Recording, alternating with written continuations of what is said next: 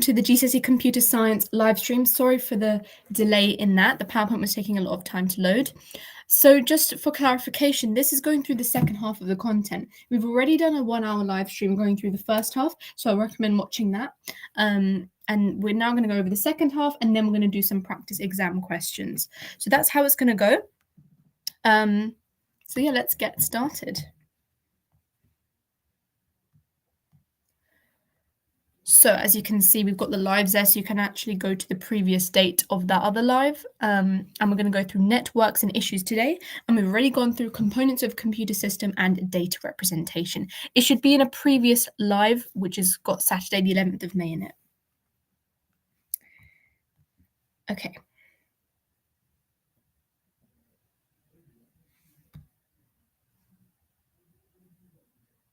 So I've got loads of GCSE computer science mind maps. 1 second. Making sure this is the... Oh, I'm so sorry. This is the wrong PowerPoint. Oh, I've got an idea. Give me a second. Yeah, but we'll be going through networks and issues today, and then we'll be doing some questions on all topics.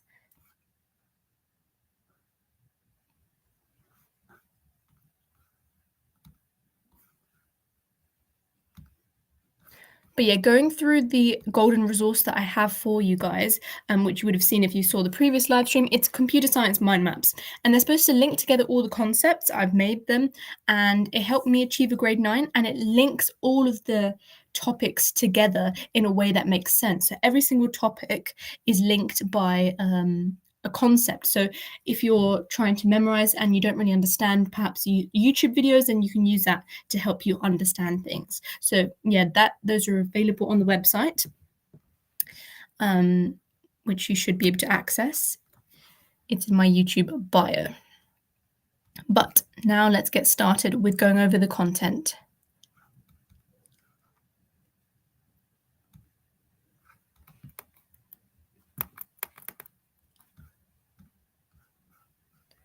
So I'm just going to share my tab.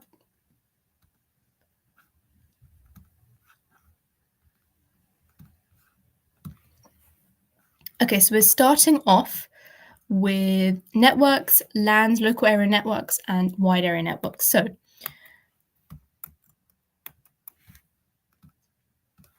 local area networks cover a small geographical area and are located on a single site, for example, in your home or in school.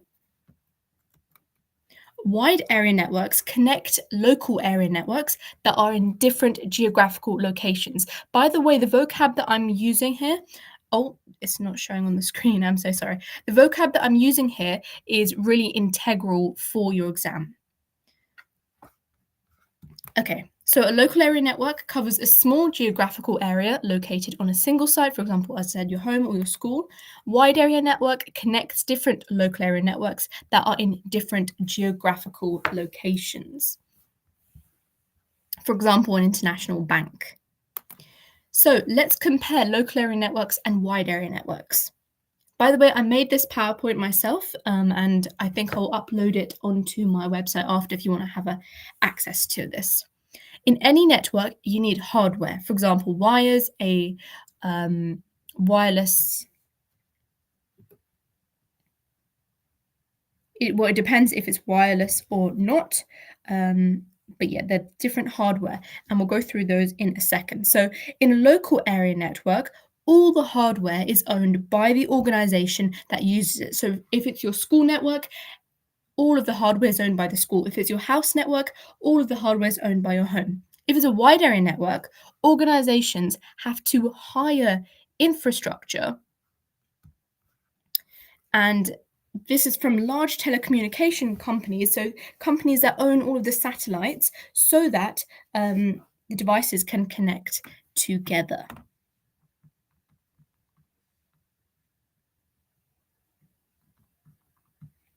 Okay.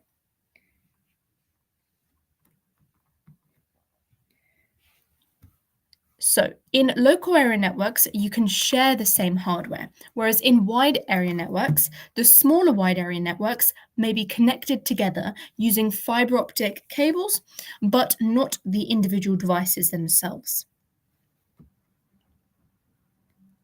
Now, why are local area networks used firstly? Firstly, they can be shared. There can be a shared internet connection. The same hardware can be used. User accounts are stored centrally, so users can log in from any device on that network. You can communicate with local area network users very cheaply. Now, did you know that the internet is actually one giant wide area network? Okay, continuing on with looking at the hardware. So network hardware you've got. Probably the most important piece of hardware for networks, which is a network interface card. This is an internal piece of hardware that allows a device to connect to a network. If you don't have this, you won't be able to connect to any network. A switch. A switch connects devices on a local area network. They receive data from devices and they transmit this data to the recipient's device's MAC address, which we'll look at in a second. A router is responsible for transmitting data between networks. They are always connected to at least two networks. So, for example, if you're accessing content from the internet, that's a wide area network. You're then moving that information into your local area network, your house, for example. So, routers help you do that. Wireless access points. These connect devices in a local area network wirelessly, as the name suggests. Now, routers have a critical role in the internet in directing the data in packets to their destination. Routers are used to connect local area networks, as I spoke about, to the internet. Although wireless connections are often more convenient and cheaper, for example, if you think about Bluetooth, how many people use wireless headphones because of that? It is in fact wired, or also known as Ethernet networks, that are faster and more reliable because it's much more difficult to get intercepted when you've got a wired network. I will post this video later as well. So you've got two types of cables here. You've got a coaxial cable, which is made up of a copper wire, and you've got a plastic layer for insulation and metallic mesh, which shields it from outside interference. And then you've got a fiber optic cable, which transmits data as pulses of light. They are very high performance cables and they don't suffer interference. So if you're thinking about how long they can keep transferring data, it's much more longer in fiber optic and much more faster. Now looking at wireless networks.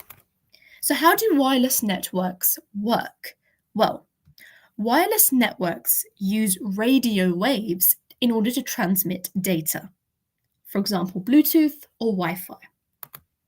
So Bluetooth is a direct connection between two devices so that the data can be shared. Now, the range of Bluetooth varies. It's typically 10 meters. But obviously, with lower quality devices, it's not going to be as large as that. Now, it's what we call low bandwidth compared to Wi-Fi. So bandwidth is the amount of data transferred from a medium in a given amount of time. So Bluetooth can transfer much less data than Wi-Fi. Now, Wi-Fi can be used by multiple devices in order to connect to a local area network. The range of Wi-Fi varies, typically 40 to 100 meters. So if you think about how far you can go in your house from your router for your Wi-Fi to still be working, it's obviously a long distance.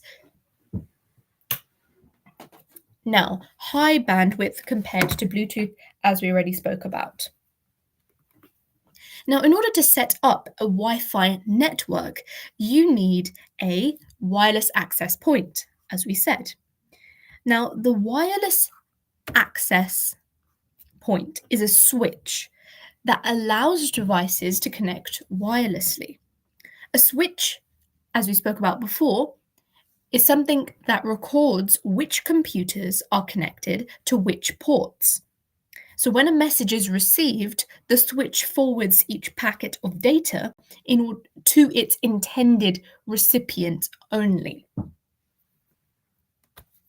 Now, what factors affect the network performance? You've got the bandwidth, wired versus wireless, and choice of hardware. So as we said, bandwidth is the amount of data that can be transferred in a given amount of time. Bandwidth is shared between devices on a network. So the more devices you have on a network, the slower the network will be because the smaller the bandwidth is. Wired versus wireless. As we spoke about, wired connections are much more faster and reliable because they're less likely to be intercepted than wireless connections. And also the type of wire, as we spoke about, the coaxial versus the fiber optic. Now looking at the choice of hardware, this can have a massive effect on the efficiency of the data transfer. Now we're going to look at the different models of networks. You've got client, server, and peer-to-peer networks.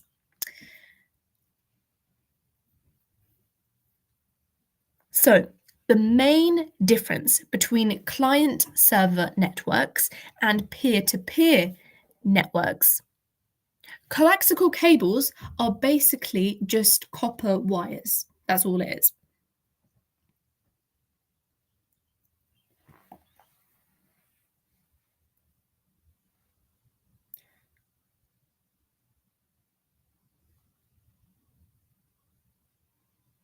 Okay, continuing on here.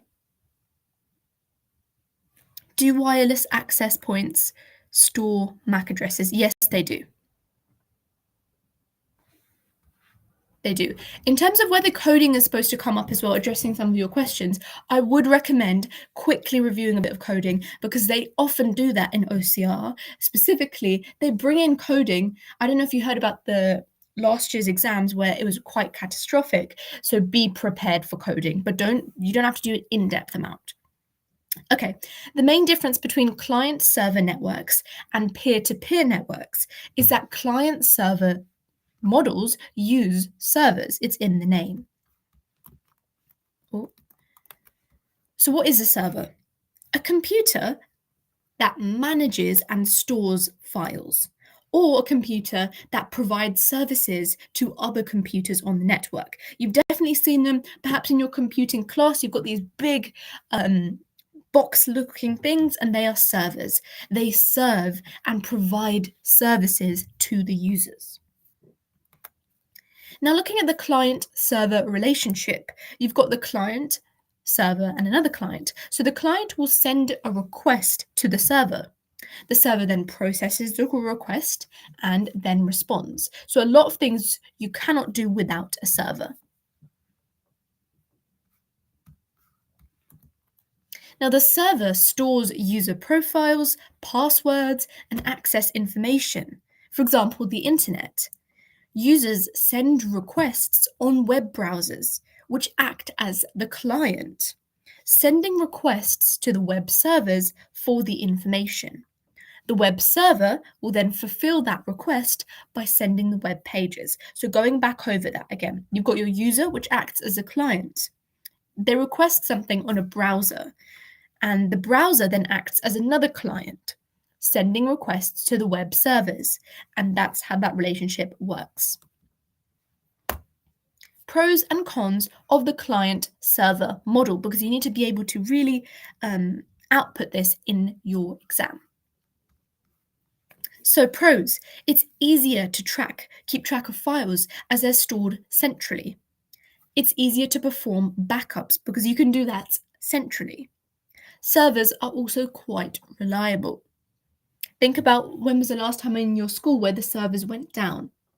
It's probably rare. Cons. It's expensive to set up. It needs an IT specialist in order to maintain that network. If the server goes down, so do all of the clients. So everyone is dependent on this central thing. The servers can become overloaded with many different clients all trying to access it at once. This is specifically for OCR. I'm not too sure about how the AQA structures their content, but obviously the ideas are going to be the same. In a peer-to-peer network, all of the devices are of equal status. There is no server. Apologies for that spelling mistake. So, pros, it's easier to maintain, and there's no dependence on a server. Therefore, there's no possible way that all of the devices can go down at once. Cons, however, there's no centralized management. No one person is responsible for device updates. You all have to individually do that. Copying files between will create duplicates as well. That's another issue, and they often talk about that in the exam. Now we're going to look at network topologies. So you've got star and mesh. So what is a topology? A topology is the layout of a network. And as you can imagine, there are loads of possible ways that a network can be laid out. But there are two main ways, and there used to be a bus topology, but you don't have to know about that for the J277 specification. So star versus mesh. Star topologies.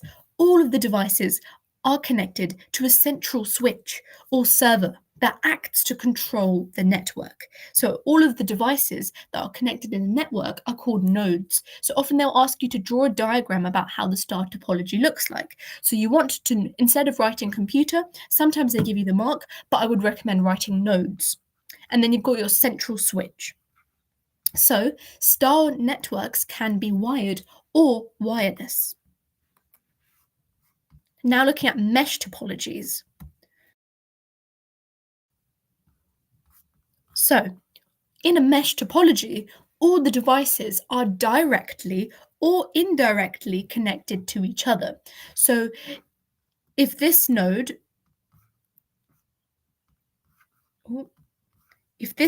wanted to access this node, then perhaps it would go through this one, to go through this one, to go through this one.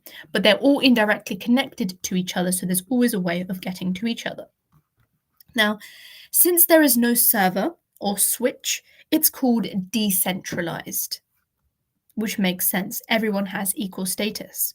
Now, mesh networks work by sending data along the fastest possible route, which is why it's often quite efficient.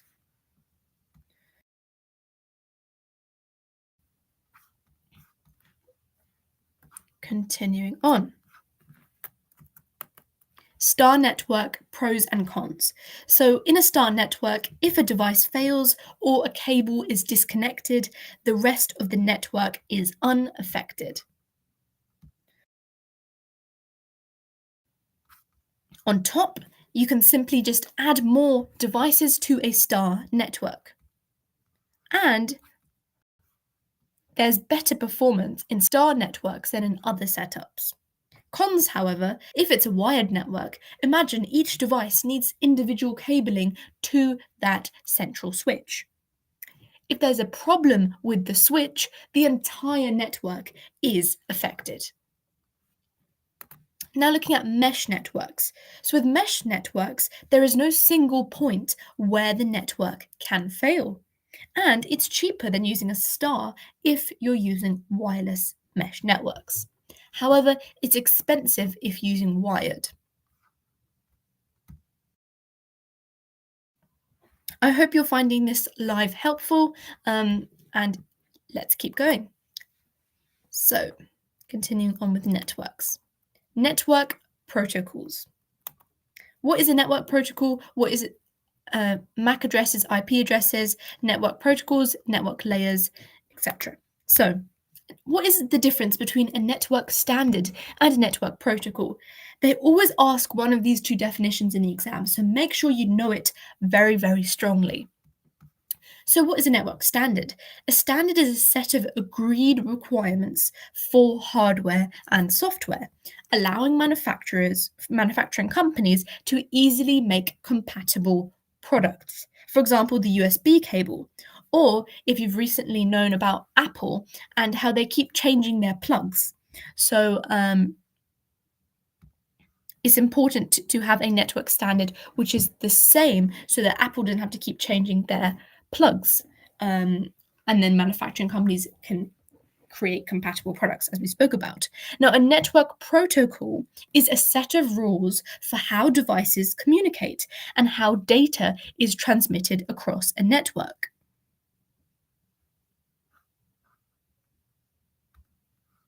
Okay, so that's the difference between a standard and a protocol. Protocol is a set of rules for how devices communicate. So protocols are talking about the strict rules in a network to interact with each other with different nodes, whereas a standard is literally for hardware and software requirements for manufacturing parts of things. MAC addresses. Every device is assigned a unique identifier so that it can be found on a network. It makes sense. It's kind of like your fingerprint. So this is where MAC addresses come in. They are 48 or 64-bit binary numbers.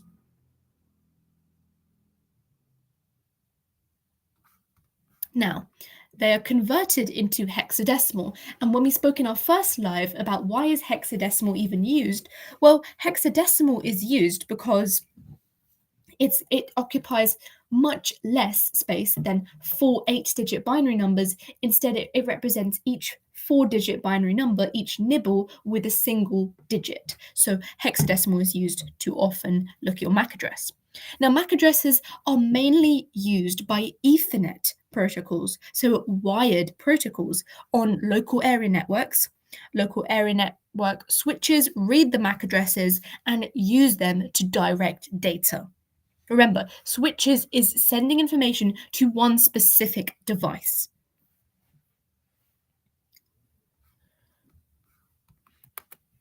Now let's look at IP addresses, Internet Protocol addresses. So, IP addresses are used when sending data between TCP/IP networks. So we'll look at what this means soon. They are assigned either manually or automatically before the device can even access the internet and the network. So look at the difference between MAC addresses.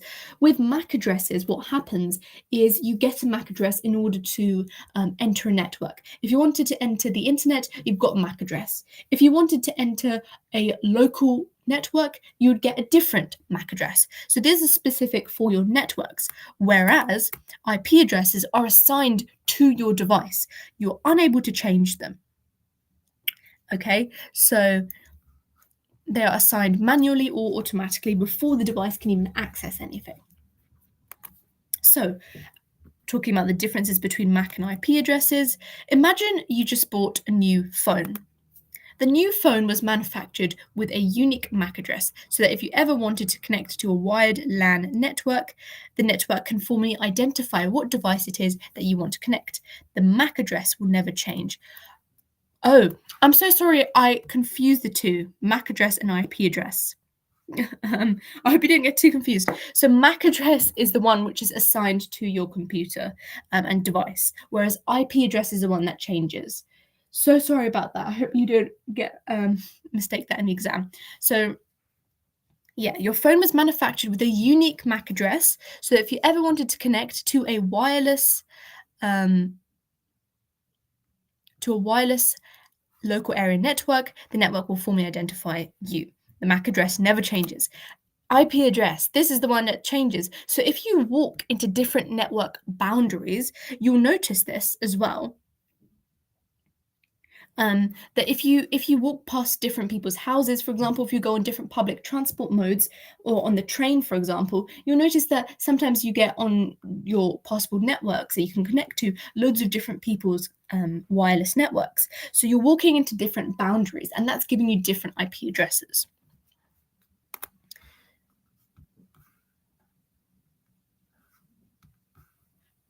Okay, continuing on with network protocols.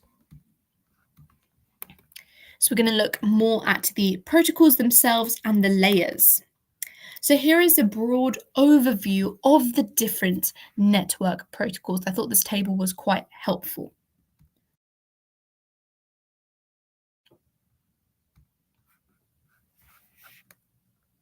So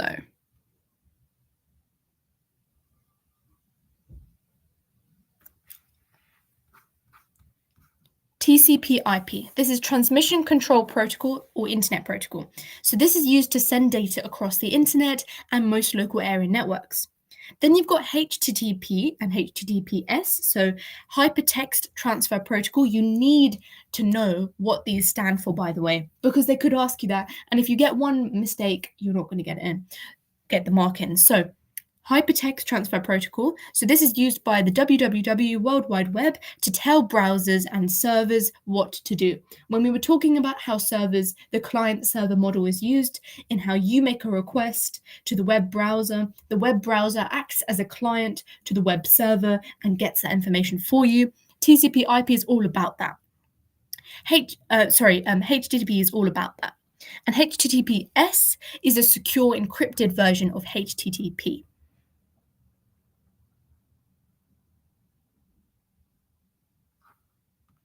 Okay, now FTP is File Transfer Protocol. This is used to send documents and other files across a network. Then you've got Post Office Protocol, POP. An old protocol, is one of the oldest there, and sometimes it's still used to retrieve emails from a server. IMAP is Internet Message Access Protocol. So this is used to retrieve emails from a mail server over TCP/IP connection, and SMPT, which is Simple Mail Transfer Protocol. So that's often used in contrast to Post Office Protocol, and it's used to send emails, but it's normally combined with others. So looking at how HTTP or HTTPS works, HTTPS, as we said, is a secure version. So first, Fran, let's zoom in here. So first, imagine this Fran enters your company's URL into her browser, just as she does. She then presses enter, and HTTP server then sends her request to your company's server, asking to view your company's website. So HTTP acts as kind of a middleman between the person searching it up and your company's server.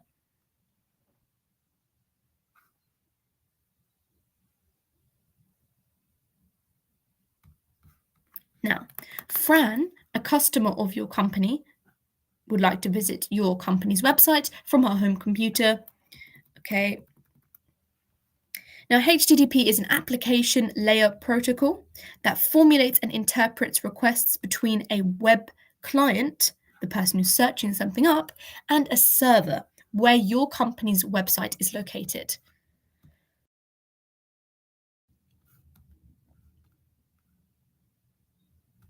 Okay, so I hope that makes sense. Continuing on here.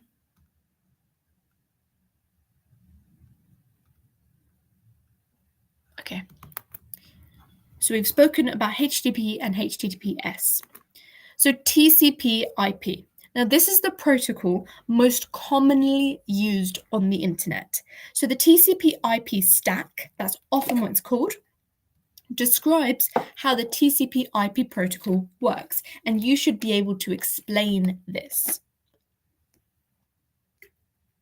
So the TCP defines all the rules for how the data is split up into packets across the internet. So it ensures that all the data is split up into data packets in the same way. That's really important. It ensures that these data packets are then put back together, they are reconstructed when they are received by the destination device. And they're not just reconstructed generally in the same order and in the same way. It also ensures that any data that is received is exactly identical to what has been sent. Now, the IP is put into place, Internet Protocol is put into place to ensure that the packets are directed towards their intended destination in the most appropriate way. So a protocol stack is when multiple protocols work together. They actually asked that one year, what is a protocol stack? Or they said describe features of a protocol stack, and a lot of students weren't able to answer that. Okay, continuing on. If you want me to slow down at any point, do tell me and I will. Okay, so we've now spoken about the TCP/IP protocol.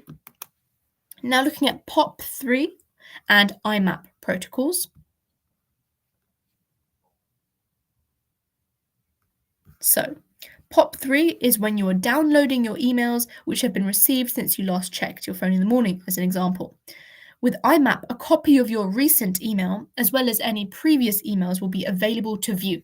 So this is the main difference between POP and IMAP.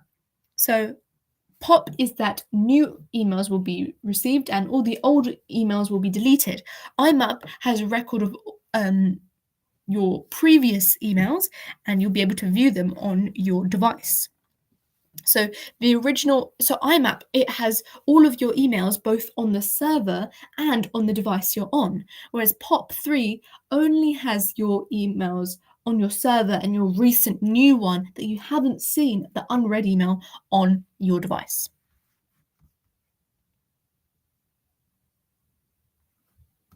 Now, SMPT is used for sending and receiving emails. It's often used in conjunction with these ones.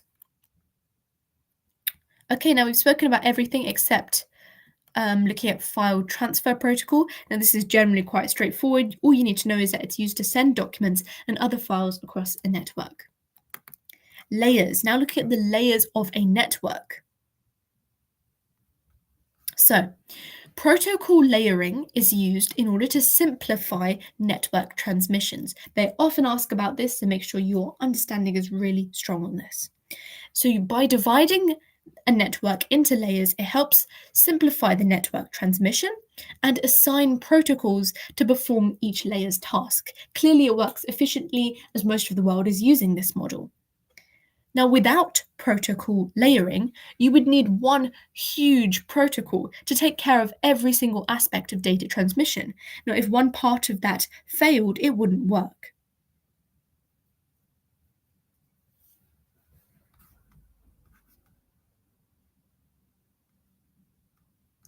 Continuing on. So here are the different layers of the network that you need to be able to focus on.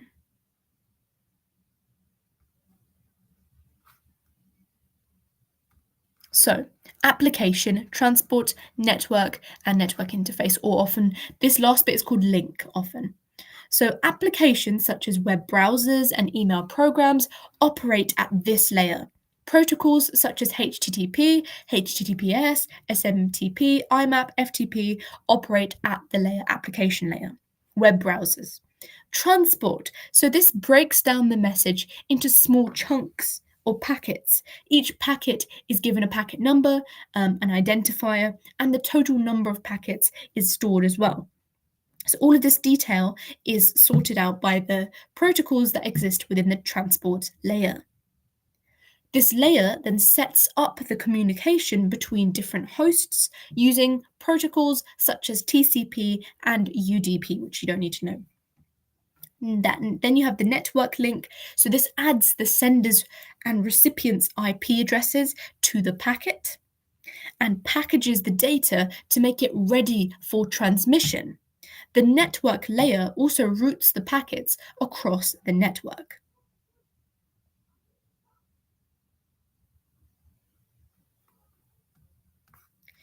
Now, the network interface card is responsible for the last bit, the linking part, operating the system drivers and literally linking the network together. So hopefully you're able to understand these things. The OCR is actually kind of nice with this question, or at least they were a couple of years ago, because it was just asking bullet point to explain each of these, not too many marks on how they work.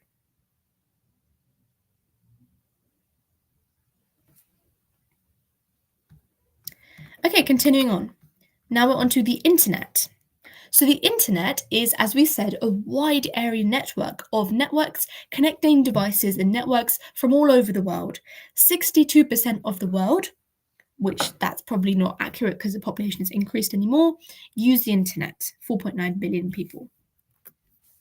Now, the World Wide Web is a collection of websites that are hosted on web servers and are accessed through the HTTP protocol using web browsers.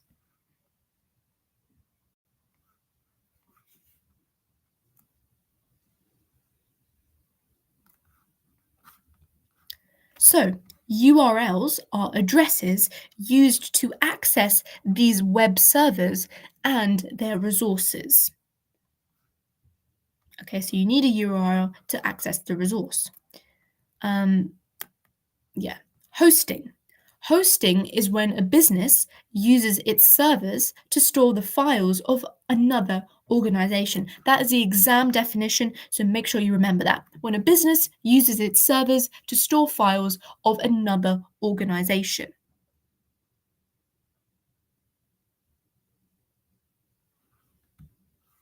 Now, clients can access data storage, software, and processing power remotely off the internet. That's cloud computing. And that's the advantages. So what are the advantages of cloud computing? You can access your data remotely off the internet, but a disadvantage is that anybody can hack in and access your data as well. So that could be quite damaging if you're thinking about, for example, a law company who have really private files on people. Now, another tip that I would say for your exam is that they often ask questions in context of things, and you need to answer in relation to the context. If they're talking about a law company wanting to store their files, you need to think about the possible issues that they may have with the law files. Okay.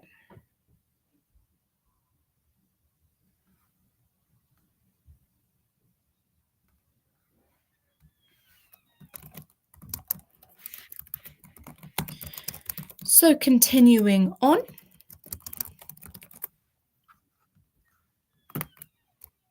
Pros and cons. Explain the advantages and disadvantages of a company using cloud. So we began talking about them.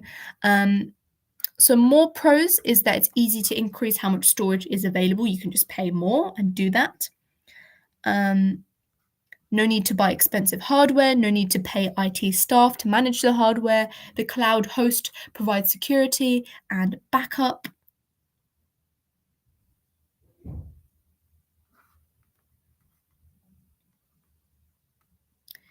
Now, cons, you need connection to the internet. It's dependent on the host for security and backups. And if you've got like really cheap cloud software, then obviously it's not going to be the best quality. And it's unclear who actually has the ownership over cloud data, and subscription fees may be expensive. What is the difference between www and the internet? So, the internet is like the actual connection between all of the computers and devices. It's this massive wide area network. Whereas it's a good question. www is kind of a smaller thing in that it's a part of the internet. So that's where you can access texts, images, audio, videos, etc. But mail, for example, getting emails, that is a part of so getting different emails, that's a part of the internet, but it's not a part of the www. So www, you've got to think searching things up. But with the internet, that includes things like emailing other people. Okay, really good question. Now, we're going to look at network security threats. So we're looking at malware, social engineering, SQL injections. SQL injections are often spoken about in paper 2. However, 1 year they actually put it in paper 1. So make sure that that's why I've put it in this live to go through. So examples of network threats. You've got spyware, viruses, worms, Trojans, social engineering, which is split into like phishing and over the telephone, SQL injections, and we're going to look at all of them now.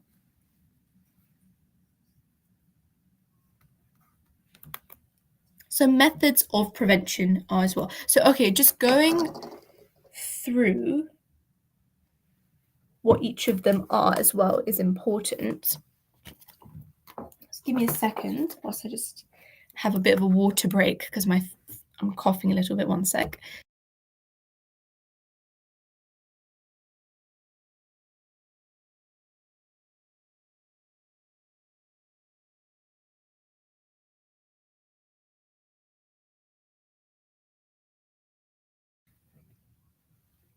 Okay, so looking at the different types of malware and what they do. So,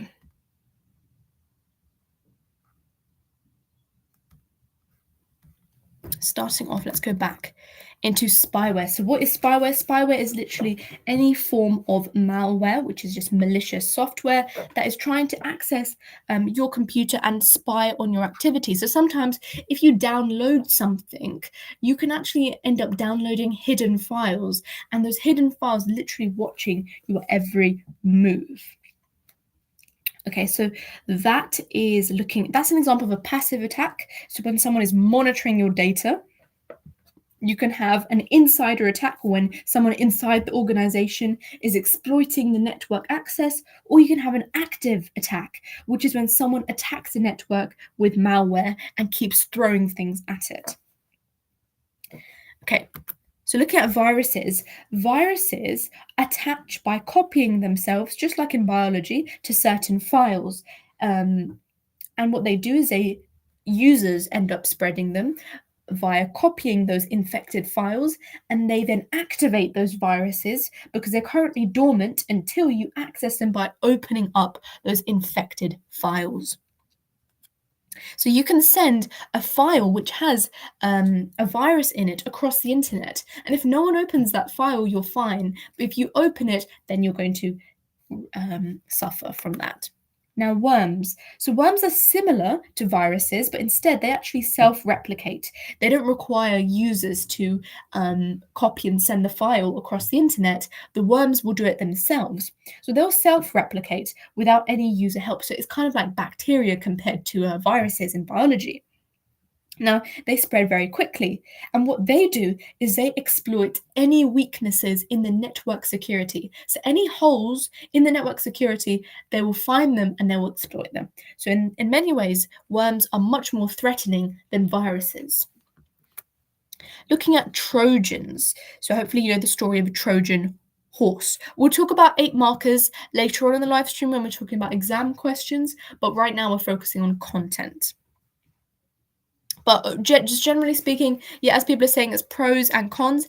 I'm not sure if you can write in bullet points in OCR. I can't remember if you're allowed to or not. I think if they ask you to write with standard English or something like that, then you have to make it paragraph structure.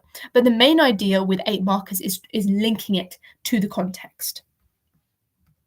Okay, so Trojans are malware that are disguised as legitimate software. So they're different to viruses and worms because Trojans don't replicate themselves in any way. Instead, users install them not realizing they have a hidden purpose. For example, if you are to download an app and instead that app seemingly does a function that you want it to, but in reality, it's just there to have a hidden malicious purpose.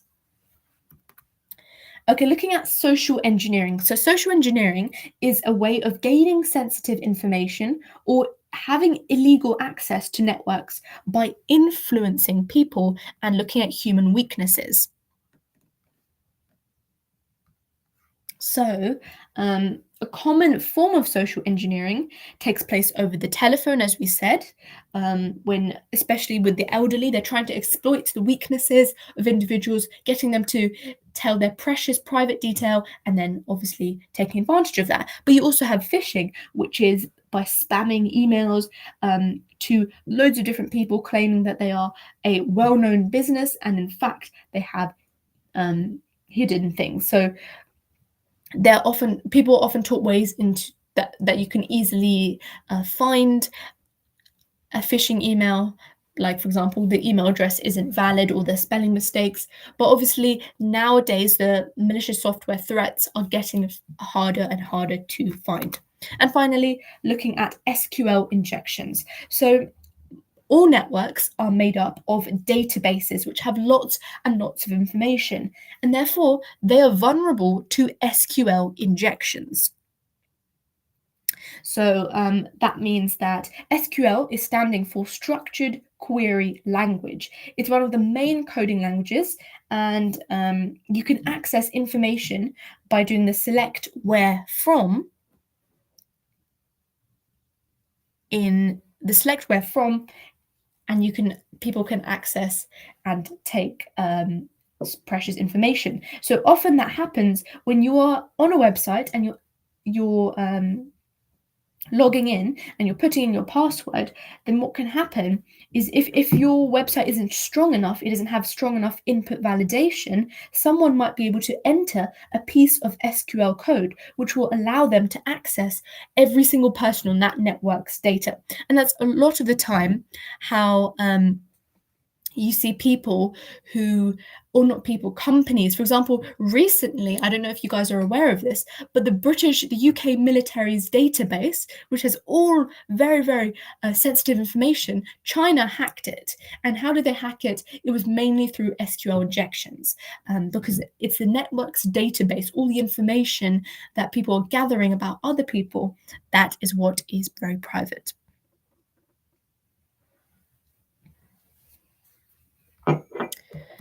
Okay, those are the threats. Now looking at preventative methods against these. So we already spoke about the first one, or we already spoke about, educating people against, looking out for phishing emails, but starting off penetration testing, or often known as pen testing.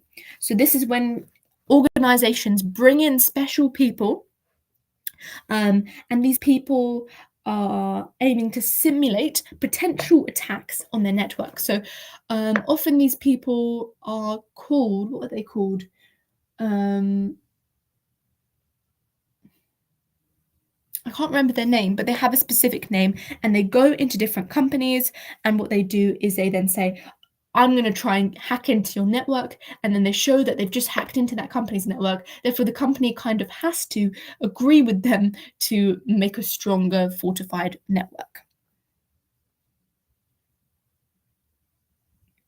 Continuing forward. Physical security, that's the next one. So physical security is obvious. It literally means preventing people from accessing the internet, for example, by locking the door to a room which has loads of computers, or having surveillance cameras in rooms where people are using the computer so they can see if people are trying to access things.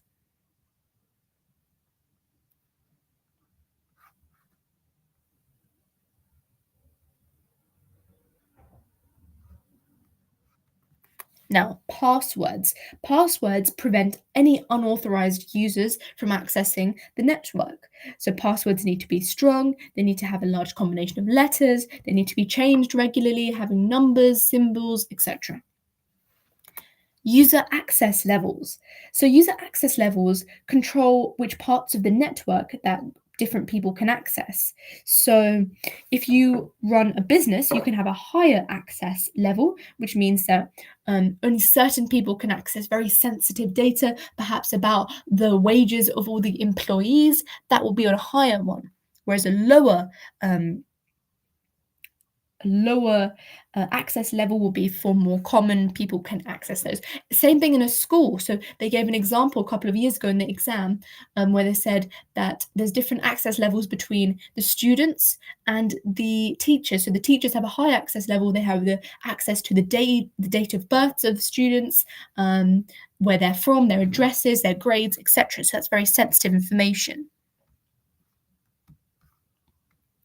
Then moving on to anti-malware. So anti-malware software is designed to find and stop malware from damaging a network and the devices on it. So there are loads of different types of anti-malware software. You've got antivirus programs, etc.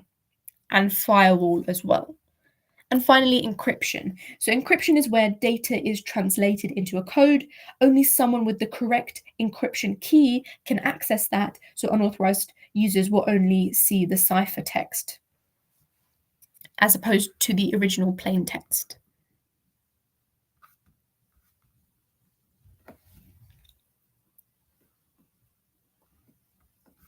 Okay, looking at network issues now. So, ethical issues. What are ethical issues, examples, and exam questions? So we're nearing the end of the paper 2 or the paper 1 content now. So ethical issues are moral principles or rules which govern a person's attitudes and behavior.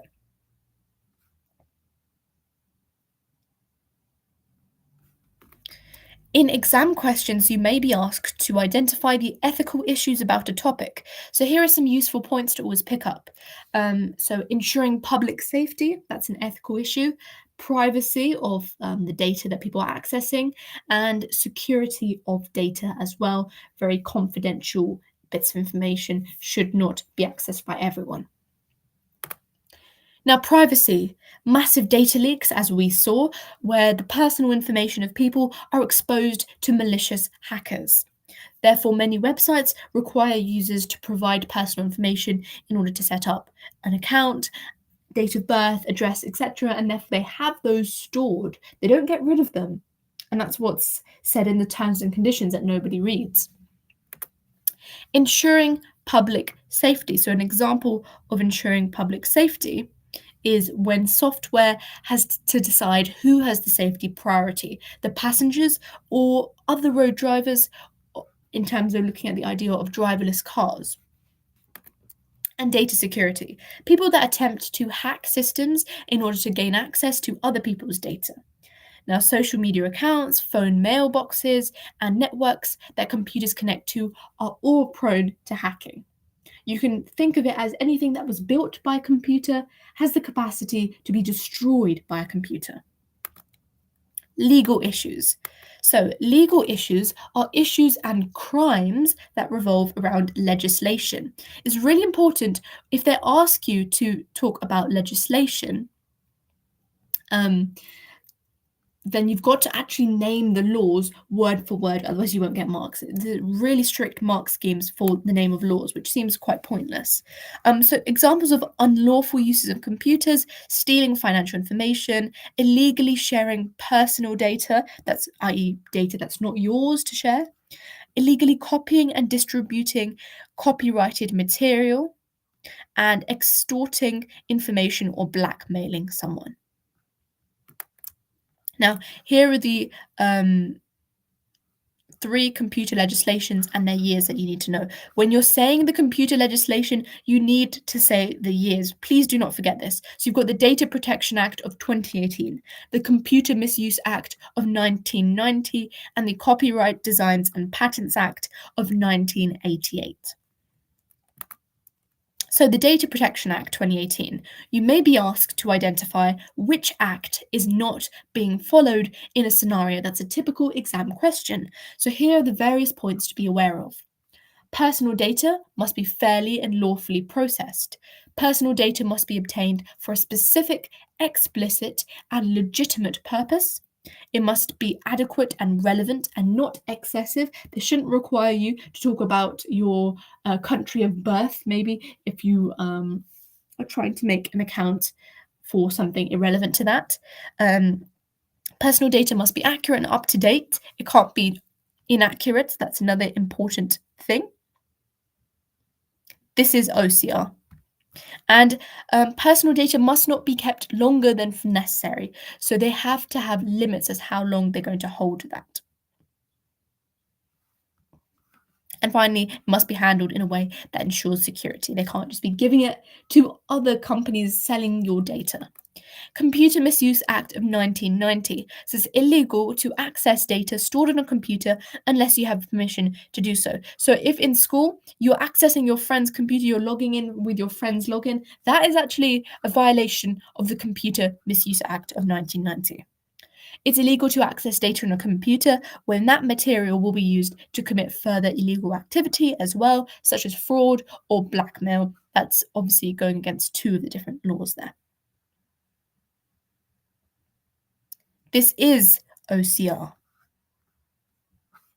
Okay, it's OCR. It's illegal to make changes to any data stored on a computer when the user doesn't have permission to do so. And finally, looking at cultural issues. So computers matter. Computer matters that have an effect on the nature and culture of society.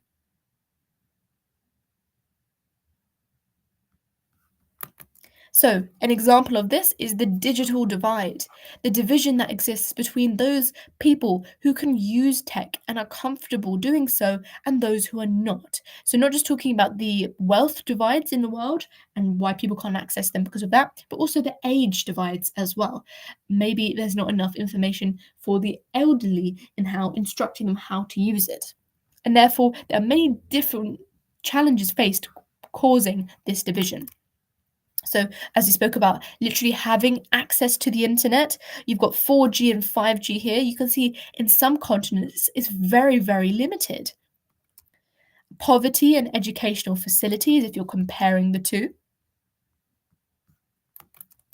Another cultural factor is the changing nature of employment. So, a lot of people struggle to differentiate between cultural factors and ethical factors. So, ethical factors, you've got to think moral things, moral right and wrong, decisions about that. Cultural are always to do with people and groups of people and wider society. Now, sometimes it will seem like something is both, and in that case, just go with your gut and think what is the more obvious choice. So, working from home, technology jobs moved abroad where costs are cheaper. Environmental issues. So, environmental issues are when the manufacturing and use of computers has a negative impact on the environment. We're almost done. So, what resources are needed for computers to be produced and distributed? Well, as you can see here, loads of different things like metal, plastic, and a lot of recycled materials. This is paper one content. Now, environmental issues, computers such as data centers and domain name servers need to be left running continuously, which requires a lot of energy. On top of this, many computer components are hard to recycle or contain toxic materials such as lead. Now, key ideas here, these questions tend to be asked about in the 8 markers. So make sure that you are remembering these different points so you don't have to struggle in the exam. Well done, everybody. That is the second half of all of the GCSE computer science content. Thank you for being patient with me. And watch the first half if you haven't already. I would recommend it. It goes through the content, and it's just a really good way. The fact that we could go through all of the computing content in 2 hours seems quite useful. Now, we're going to do some exam questions. So we're going to start with 2019, is that what they have available, and move forward like that, okay? We're doing OCR specification. I hope you found this live helpful so far, and yeah.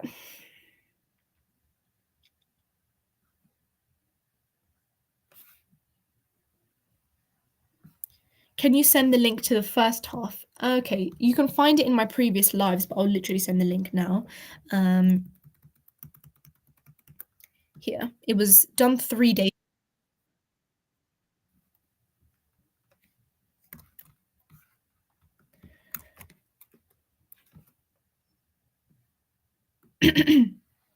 Oh, thank you. Some of you are saying such nice things in the chat. I'm glad I played a pivotal part in your education. I wish I had resources like this when I was doing GCSEs, so I hope you're finding it helpful in some way.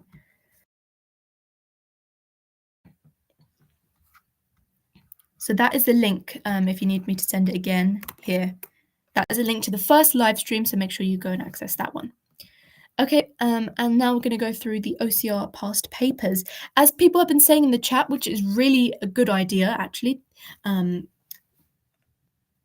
that as people are saying in the chat, past papers are really important, and looking at the mark schema of them, they're really integral. So it's important to focus on that. So actually, we can start with 2018. That's still J27. Oh. Which year did the J277 spec begin? It's still worth going over J276 because they have good questions in there. I would recommend. So,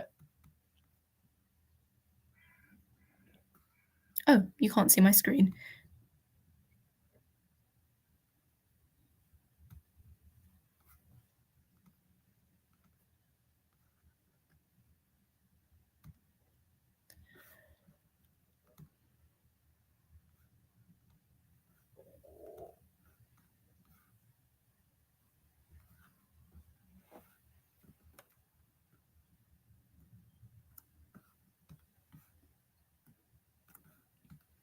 Okay, so let's continue. Well, let's begin more okay. So we're going to fly through a lot of these questions because I want you guys to go through as many past paper questions as you can. Computer science is similar to RS in that you just learn a lot of the past questions and you'll be fine. Another Google Meet, not in a million years. Thank you very much. That was traumatizing enough for those of you who are on there. Okay. So the first question, explain why the digital video camera needs secondary storage. So again, as I said, a lot of it is linked to context.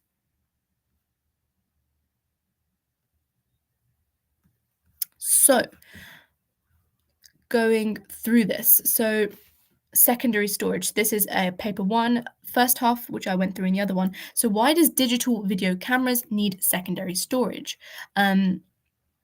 So you could say any of the points because it's non-volatile. So you want to retain the data, retain the images, the photos that you're taking to store them. And another point, because it's a 2 marker, so you have to mention 2 different points, you can say to transfer the videos. So there is the mark scheme for you guys. Why does it keep going? There's a mark scheme.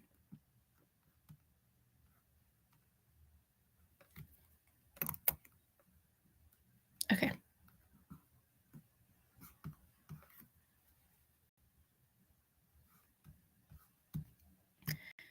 Oh, it keeps disappearing. I'm so sorry. Okay. The digital video camera uses solid state storage. Explain why solid state storage is the most appropriate type of storage for the digital video camera. So let's think about some points that we could make here. And why is solid state really, really good? Well, we know that it's portable, it's lightweight. Things that you think about, things that you want ideally for a camera. Okay, it's lightweight.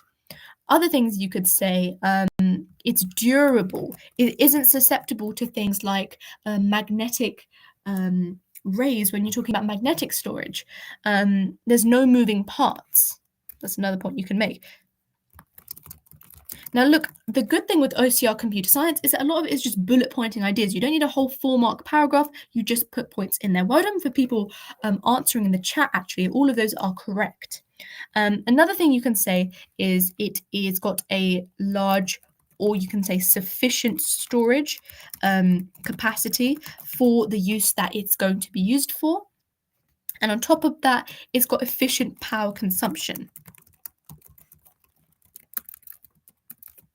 in that it doesn't consume too much power. Okay, continuing on now. William transfers the videos to a computer for editing. The computer has 1 gigabyte of storage free. Calculate the number of videos that could be stored on a computer if each video was 1,000 megabytes in size. So, doing the key divisions here, I'll let you work this out in the chat.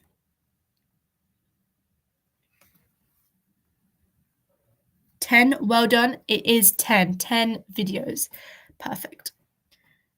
And if you were to put 10.24, because some of you may have done extra reading and said, okay, 1,000, there's in fact 1,024 to be exact.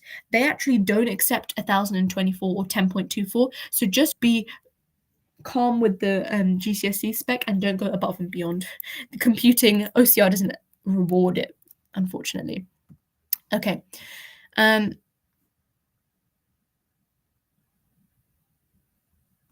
Continuing on, a program needs to calculate the size of files in bytes. The program must ask, see, look, this is an algorithm question in paper 1.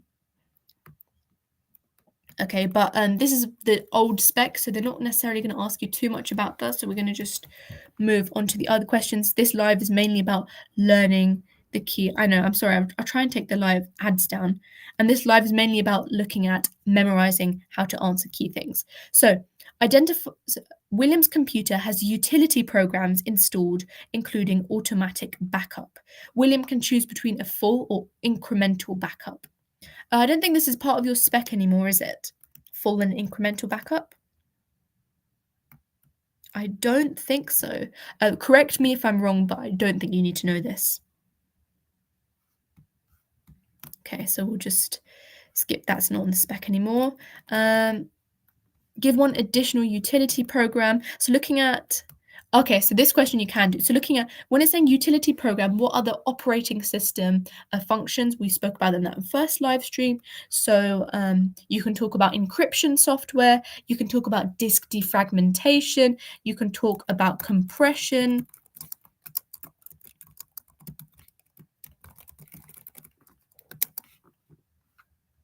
Encryption. So the good thing is with computer science as well, there's so many options for when you're answering things because you've learned so many different ways. So and then describing any of those, description of use. So if you were to speak about encryption, you would say it scrambles or encodes data so that it cannot be understood. You can talk about key terms like you've got your plain text and your ciphertext. With disk defragmentation, you'll have to say it moves free space together so that it moves files together in order to have faster access. Let's go through the mark scheme because that'll show you better. Okay, and then you've got data compression. So this reduces the file size of files, makes it file smaller to use less storage and space. Faster transmission stores more files. So that's the point of compression. You can give an example, for example, sending files across the internet.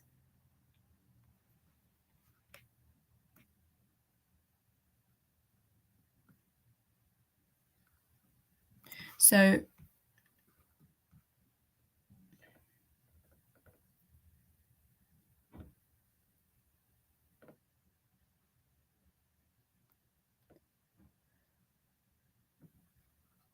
continuing on, and then data compression, as we spoke about, antivirus, anti-malware software to help protect computer data against viruses, malware, and to scan the computer to look for any viruses or malware.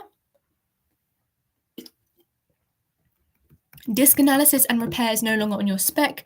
Auto update not on your spec. Firewall, so it examines the ingoing and outgoing traffic to help restrict or prevent unauthorized access over a network.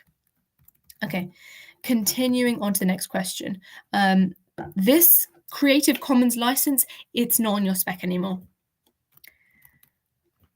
A house has computers in each room and a central router. Every room allows both Ethernet and Wi-Fi connections to the router. Identify if the house network is a local area network or wide area network and justify your choice.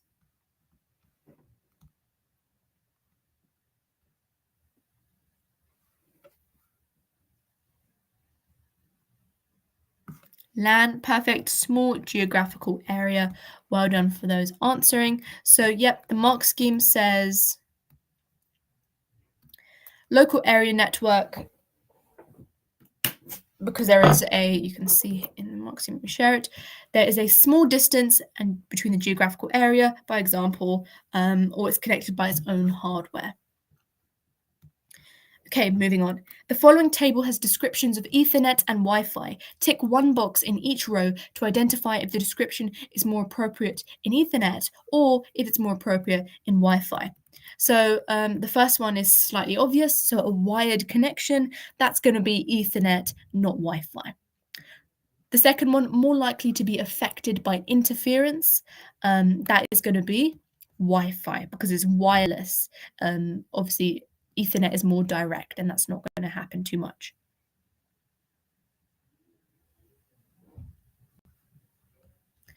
Continuing on, data can be transmitted at a faster speed. A lot of people think Wi-Fi, but no, it's Ethernet, okay? Wired transmissions. Wireless transmission, this is Wi-Fi. And then finally, shorter transmission range before the data is lost. This is Wi-Fi. For example, Wi-Fi might only work 10 to 20 meters, but if you have a wired connection, that can really supersede that. What is defragmentation? So I spoke about it in my first live. Defragmentation is effectively when you have a disk and you're using that disk to store little bits of data. What happens is if you're accessing lots of different files, you end up with just making loads of different spaces across the disk. And what disk defragmentation does is it moves all of those spaces together so that they can store files together rather than in little bits. And when it does that, you can then have faster access to your data. So I hope that explains it well.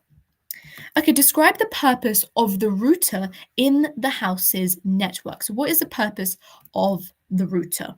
People often confuse router and switch, so make sure you're fully aware of this. So looking at the purpose of the router, well, firstly, it directs packets to their intended destination. It's also used to receive packets from the network, forwarding packets, any reference to that. Connecting different networks together, mentioned local area networks, and it has your public IP address and designates IP addresses to network nodes.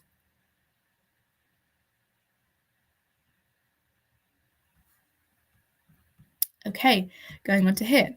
Identify 2 additional items of network hardware. See, we went through this in this live, apart from cables and router that may be used within the house network. So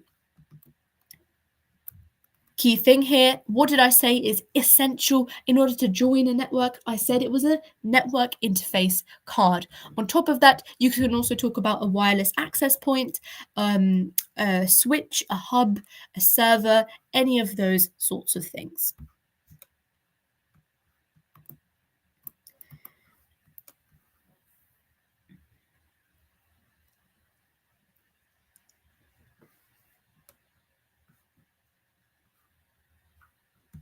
Okay, name the system which matches the URLs to the IP addresses on the web. So what is that? I did not go over it. I didn't go over the name of it, so it's good actually this question came up. It's called the domain name server. Okay, the DNS. I think I spoke about it in my first live. And this is where it matches URLs to IP addresses. I'm not too sure if this is still in your spec or not, but it's worth knowing it. Domain name. Oh yeah, sorry, domain name system, not domain name server. Yeah, domain name system. Or domain name server, actually. It's actually, oh wow. So the mark scheme says domain name server, but yeah, I agree with you guys. I think it's domain name system. So I think, no, because actually, no, the mark scheme is right. Because it says, what is the system which matches a URL? So it's a server specifically, but system is probably accepted as well. Yeah, it says in the mark scheme it's also accepted. Look. So well done, guys.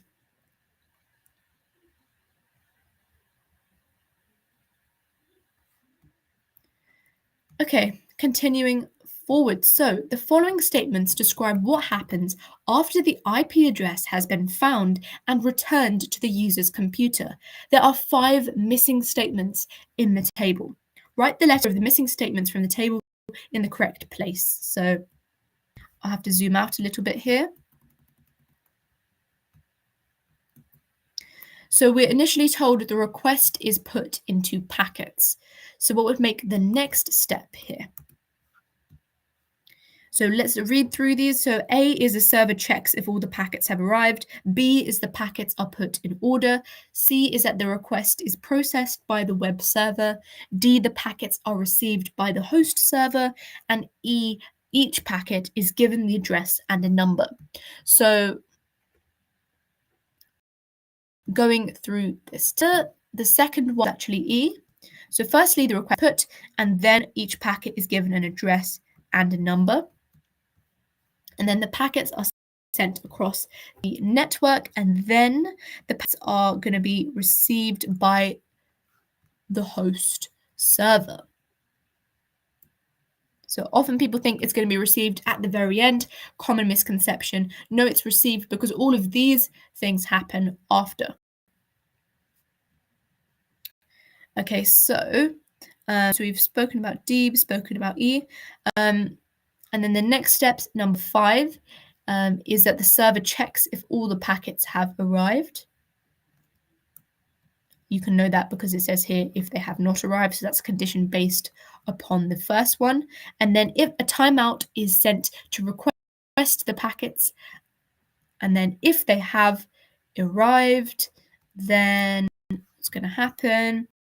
The packets are put in order, B. And finally, what is left? It is C. The request is processed by the web server.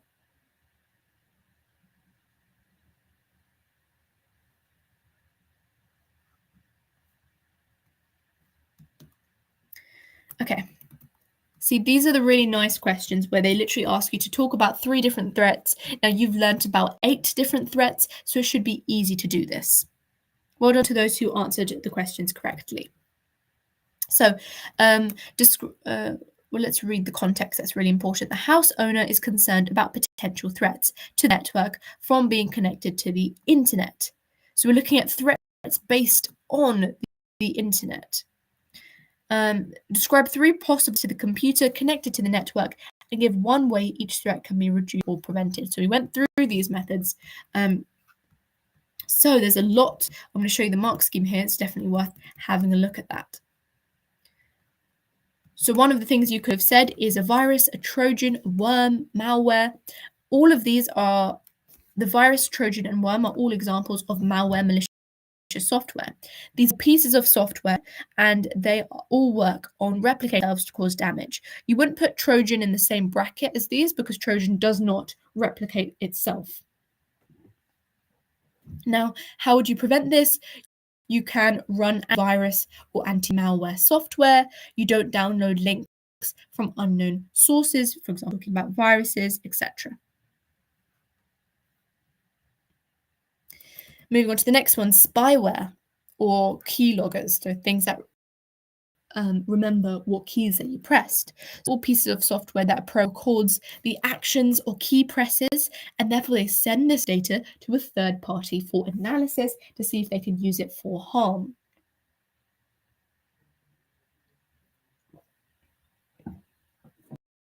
So for the preventative methods, it's quite easy to come up with because it seems like a lot of it is just anti and then the software that's occurring. Anti-spyware, anti-malware, software, firewall. Next one, data interception. So this is a passive attack. So data is sent to another device and is intercepted. How do you stop this? You stop this via encryption. This is a less common response. Okay, moving on to the next one, phishing. So phishing is when an email has a link, when clicked, directs the user to a fake website that collects personal data, the network policy or firewall. You can farming, which you don't have to know about for your spec, and you can talk about hacker, but I wouldn't recommend speaking about hackers because often people will say, okay, but hackers methods that we've already spoken about. Okay, and how many marks was that? That was a 9 marker. So back then, a lot of marks was given to those questions. I don't think there would anymore.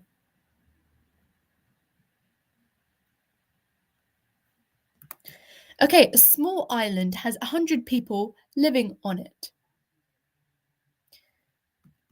Only 100, okay? The island has just been connected to the internet after previously having no internet connection or mobile phone signal. Discuss the impact on the island's inhabitants and businesses. Okay, we're talking about two people here, so we can split the marks between these two groups of getting access to the internet. In your answer, consider impacts on this. When they give you this, use this as a guide when you're distributing what points you're talking about.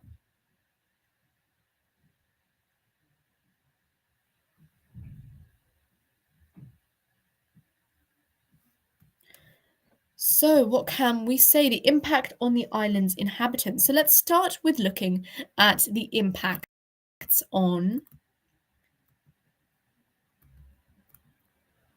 the people that live there. This is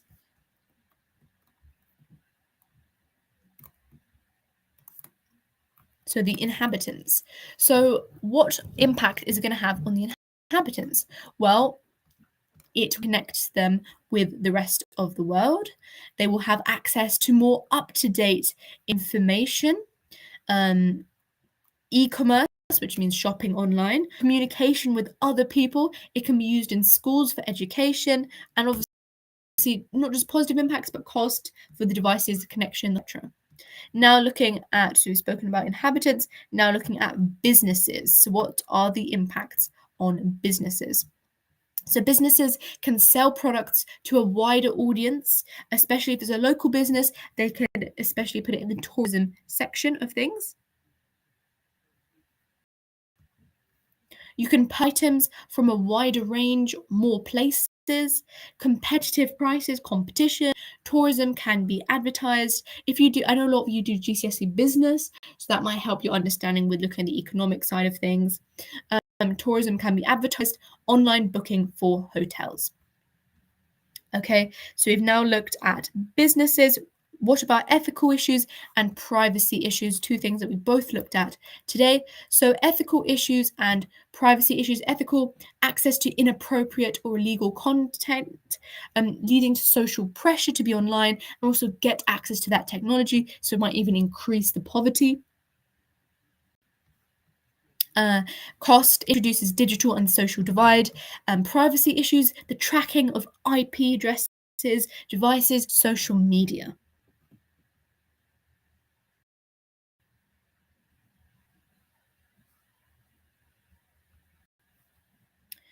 Okay, and that gets you the full marks. You don't have to mention every single point, but you have to mention a good majority. You see it's 8 marks there, and there's 4 bullet points. So what do? You put 2 points per one. Now, I don't know why often in the markers, 8 markers or any marker, they don't give you enough space in OCR. I remember that from my exam. I don't know if they've changed it from back then. So you will have to probably use the last page. And I would recommend you do. For your 8 markers, I would say absolutely exploit it. If you've got more points, put them down, okay? Because they're looking for 8 correct points.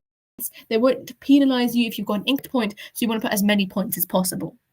Okay, so that you're trying to almost write the mark scheme for them.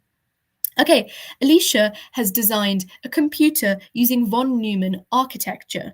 Describe the purpose of 2 registers that are used by von Neumann architecture. So there's 2 skills they're asking you here to name 2 registers and talk about their purposes. So we love these type of questions because in the mark scheme, they go through all different types of registers. So you're almost memorizing more content in how the exam wants you to put it. So most common answer was probably memory address register.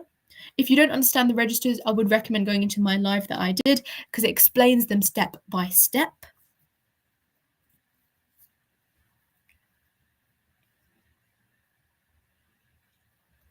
So, answering the first one, memory address register. This stores the addresses and locations where data will be read, written, accessed, fetched, any of those sorts of things. So it holds the memory address or the location of that memory. Another one you could have spoken about is MDR, memory data register. This stores the data, the instructions that is fetched from the memory. The program counter. This does a key thing which is called increments. It moves on to the next instruction whilst the computer system, the FDE cycle, working on the previous.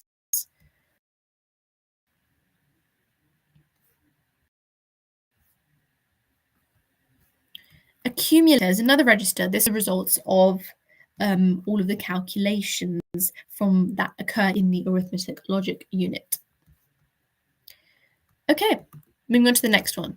The CPU has a clock speed of 3.8 gigahertz. Explain what is meant by a clock speed of 3.8 gigahertz. So we spoke about this in the other live, and the answer is it's the number of FDE cycles run, or it's the frequency of, you can talk about the frequency of it being the control unit, and using the information that they've given. I would always recommend, if they've given you some data, use it. So 3.8 billion cycles per second.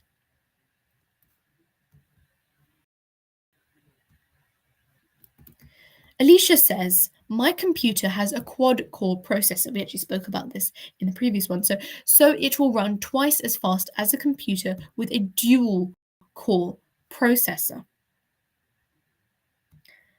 Explain why this statement is not always true.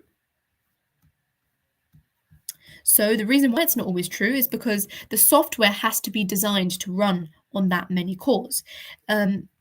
Even though you've had a quad-core processor, your software may only be designed to work with a single core or a double core. So it doesn't mean it's necessarily going to double. If you have software that works double, then it won't work. Then having a quad-core processor will have no effect on it whatsoever. So it will not necessarily run twice as long. So how is this explained in the mark scheme? It says software may be designed to run on one core and not multiple cores, so it depends on the task. And another thing that they spoke about is how other factors affect the speed of it. So it's not just talking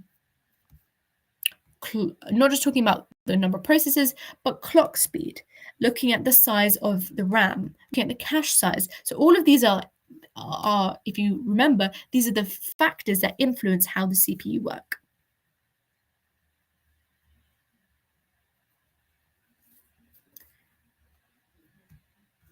Okay, I hope you're still finding this beneficial, and we'll keep going. You guys can tell me what time you want me to end the live, because you can put it in the mark scheme.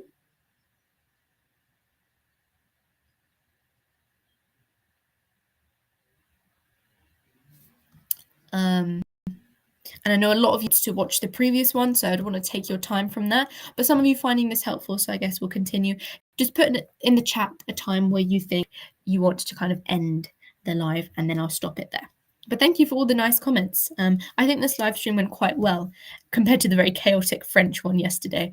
But yeah. Okay, the computer will only have 2 gigabytes of RAM.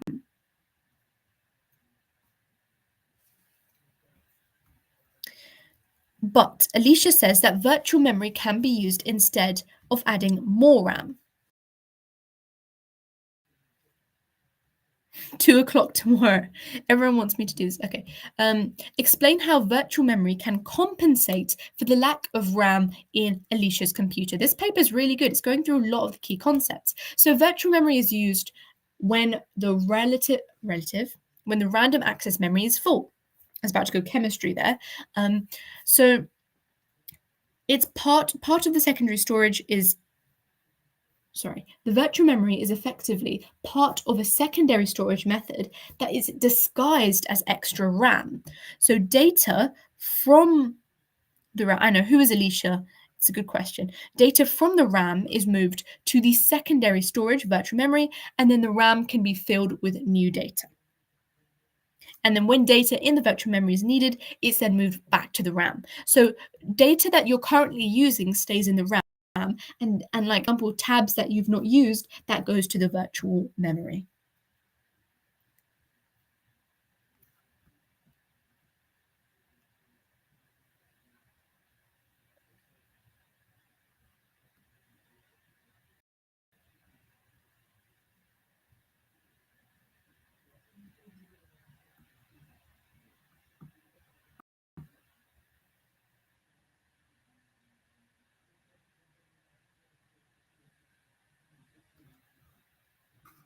Okay.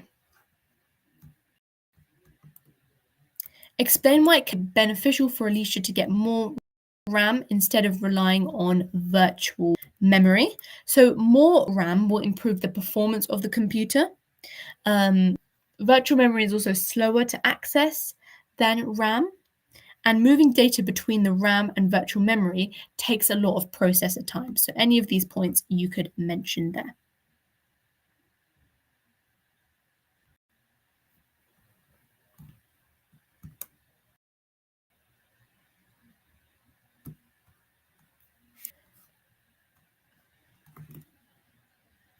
Explain what is meant by a protocol. I said that this comes up in literally every exam. So a protocol is a set of agreements or set of rules for how computers should communicate across a network. Okay. A key thing here.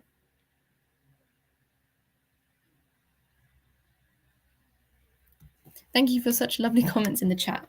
Okay, a key thing here is for the new specification, they tend to say don't say standard if you're defining a protocol, because obviously a network standard is very similar, so you don't want to say that. So avoid saying standard, say agreement or set of rules for how computers should communicate across a network.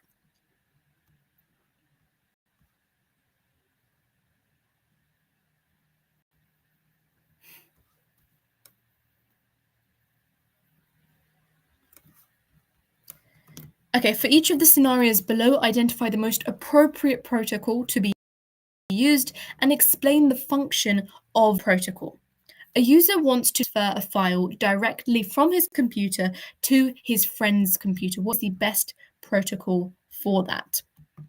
So some of you may have actually just seen a mark scheme that I showed, but the answer is file transfer protocol. And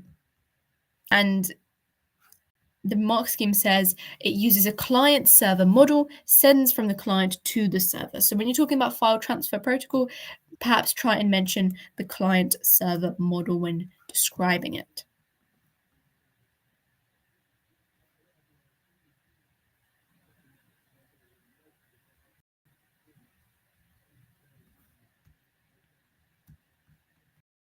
Okay, a customer wants to securely into her bank's website to check her account balance. What is protocol to use? So, well, we want a secure login and website. So the only one available is HTTPS, secure, okay? It encrypts the connected data and uses SSL, secret socket layer. You don't need to know that for this spec, but just know that it encrypts the connection data. So it does it into ciphertext instead of plain text.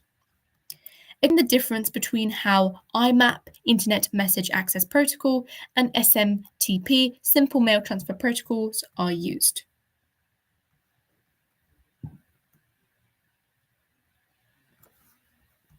So, IMAP retrieves, accesses, downloads a copy of the email, as I spoke about, whereas SMTP just sends or forwards or transmits the email.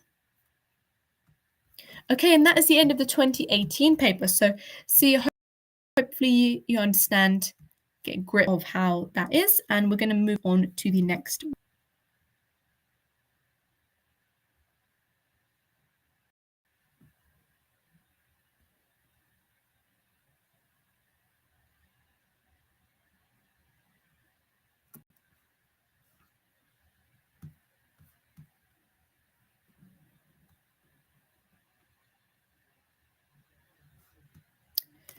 Okay, let's now go into 2019. So we've done 2018. We're now going to go into 2019. I guess we'll just keep moving forward until 9 o'clock. Let's end the live stream at 9.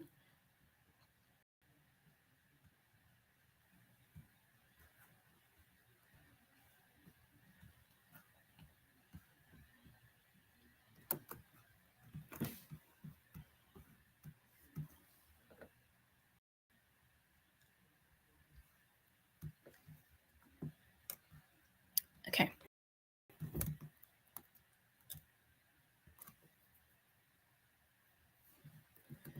So, Kerry wants to buy a new computer, but she does not understand what the different parts of a computer does. Kerry has heard of a CPU, but does not know what it is. Okay, fill in the sentences, fill in the blanks. So CPU stands for, please, I hope you get this, Central Processing Unit. It is part of the computer that fetches and executes the instructions that are stored in the main memory, or the RAM, whatever you want to call it. The CPU contains the arithmetic logic unit and the control unit.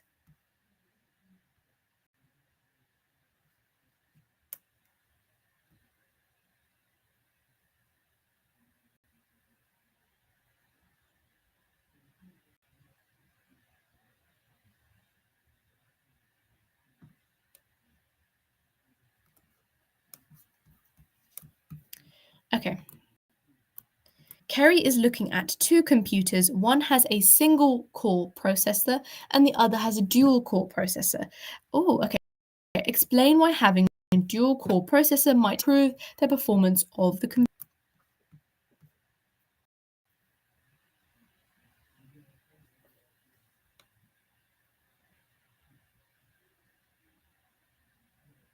Should I let you guys type the answers? I'm so sorry. Okay, I can close the ads, but I can't close the one above. It's like a video. And so just pause it. But it's I don't know, it keeps sending the same advert. I can't exactly close it.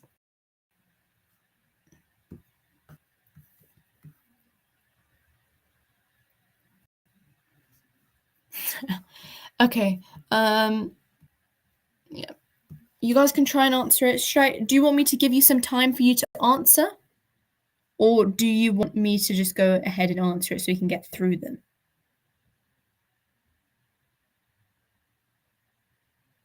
Let's do a vote on the community tab. We can't do a live without one of those, can we? Okay. I'll put it on the community tab. Would you like to meet?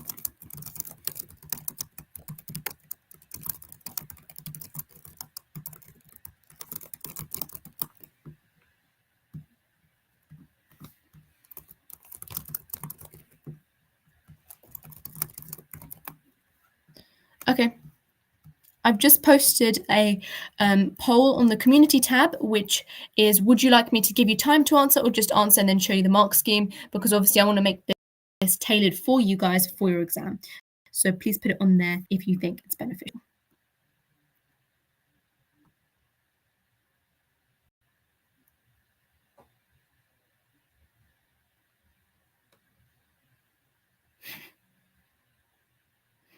Sir, can you explain?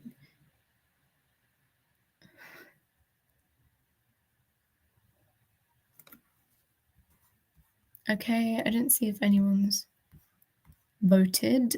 Okay, some people have. 50%, 50%. So can some people more vote?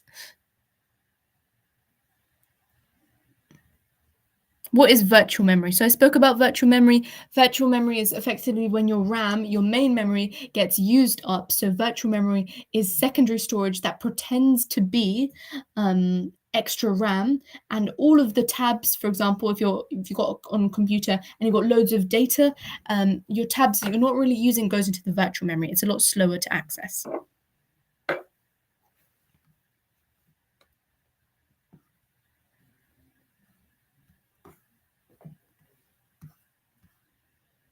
Okay, most people just saying show the answer, so I'm going to show the answer for the majority.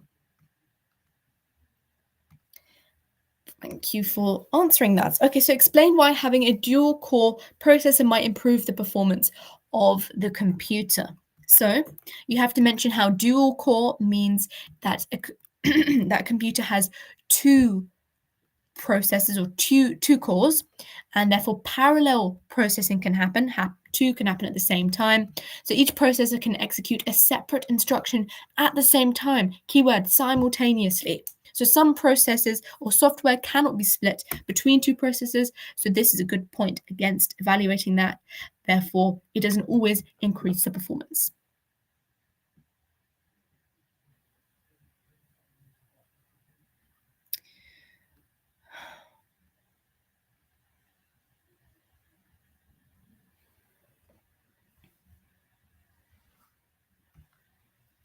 Okay, continuing on.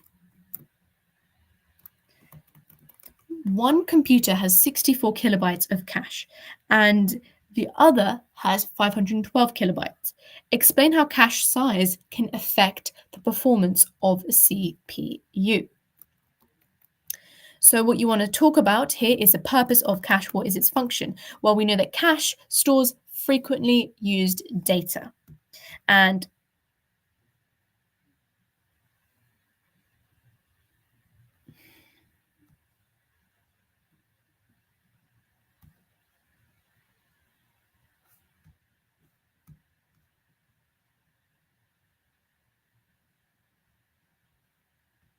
okay, so it stores frequently used data that can be accessed faster than accessing it from the RAM, which means more cache improves the performance of the CPU. However, too much cache can be detrimental because it'll just go into being another RAM where you have to dig for the information.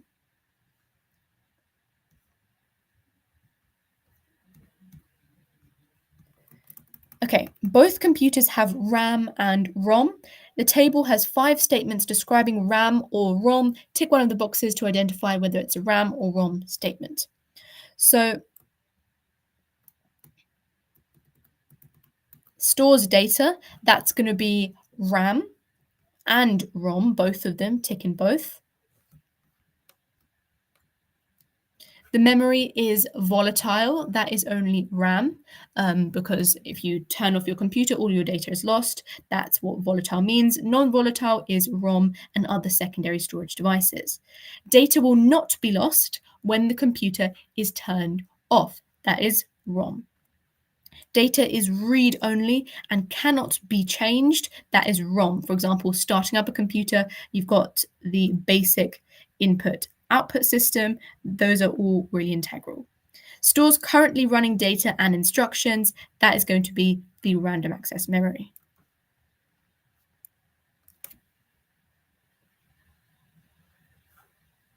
Good luck for everyone who has history tomorrow as well. I'm sorry I couldn't do a live for that because I didn't even do GCSE history, so I didn't want to really spread wrong information. But yeah, good luck. Give one difference between RAM and flash memory. So flash memory is an example of the secondary storage. You've got magnetic and flash. So RAM is volatile, whereas flash memory is non-volatile. RAM is faster to access than flash memory. RAM stores currently running programs. RAM can be directly accessed via the CPU, whereas flash data has got to go to the RAM before the CPU can access it.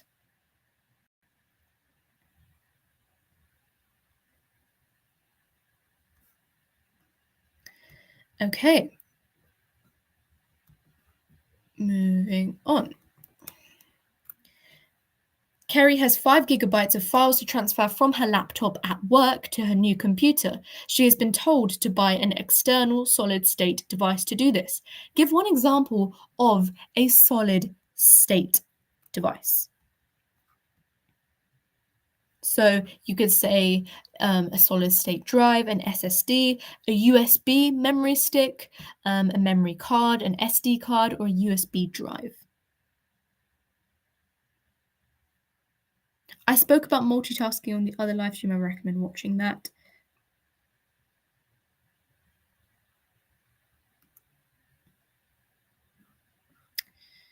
Some people on the chat are very interesting. I explained that in my previous live stream. If you want me to go over all the content, I would literally recommend going back and watching the first live stream and going and watching this live stream because it goes through everything. So you wouldn't have to keep asking questions. You would understand all the content.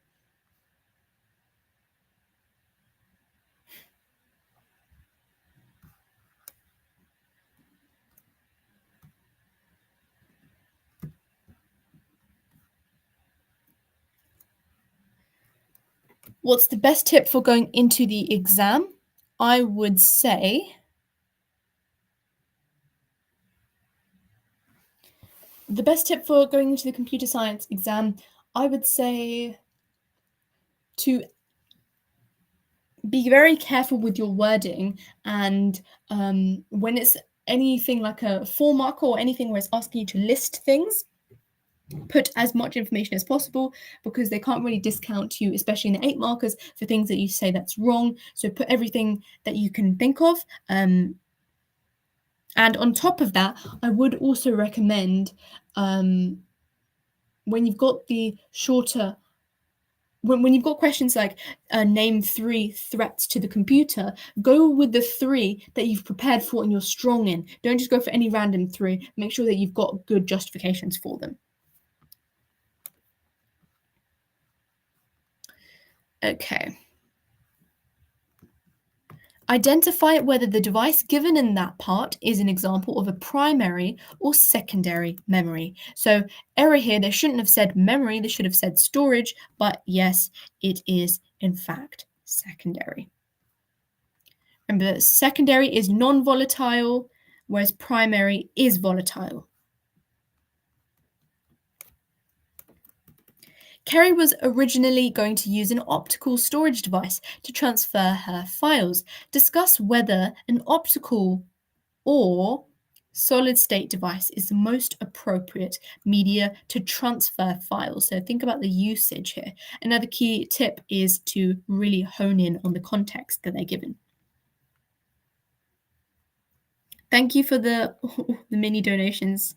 It means a lot. Okay. I don't... Okay, continuing. You may want to consider the following characteristics: so portability, robustness, capacity, and cost. They don't tend to give you those anymore, unfortunately, so you're going to have to come up with them on your own accord.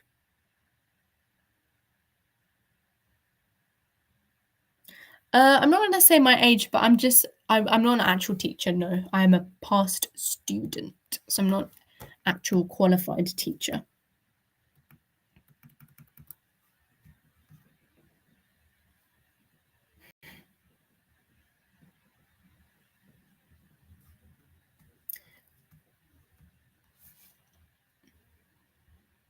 Okay, the file size of Kerry's files are usually displayed in megabytes.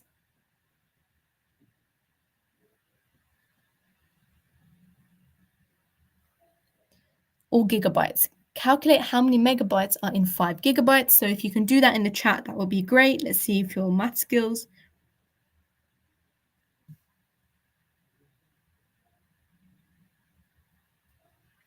Thank you guys for the nice comments. Yeah, I hope your French reading exam went well. Yesterday, I know it was a bit chaotic, but yeah, I hope it was beneficial in some way. So yeah, the answer is 5,000. Well done for people in the chat putting it there. Exactly, it is easy. But key thing here, if you put 5,000, you don't get the full mark. You've got to show you're working. So you literally put, 5 times 1,000. Yeah. The operating system no, let's read the full question. Xander's tablet computer comes with system software, including an operating system and utility system software. The operating system provides file management. Identify 3 ways that Xander can make use of the file management facility.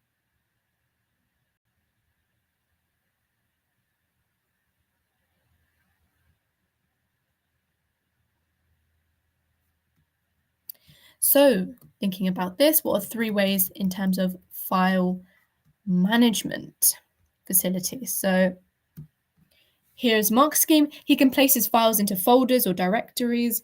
This is a really weird question. It's more like an IT sort of question. But yeah, you can just put quite general stuff. He can move his files. He can copy, transfer, export files. He can delete files. He can set permission. Set permission, and search for files, etc. How to manage time? Well, I would say that, I don't think timing is too much of an issue for most people in computing is for you, then I would say do the questions that you know you can do, and the ones that you can't, immediately skip them, so that you go through the paper and have answered the questions that you like, and therefore you go back to those questions and you then attack them. But then you have enough time to do that, rather than wasting a lot of time and not getting any marks because you would not have got it right.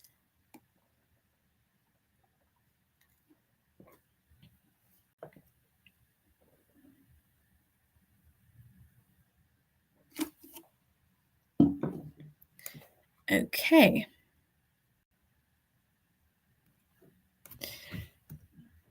Continuing on.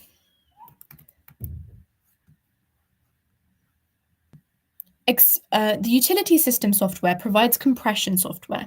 Xander uses this to compress an image. Explain how the compression software will compress the image file. Let's see, this is 4 marks, and you have to explain the process of compression. An easy question that you should be able to answer, but let's see. So you can talk about either lossless compression or lossy compression.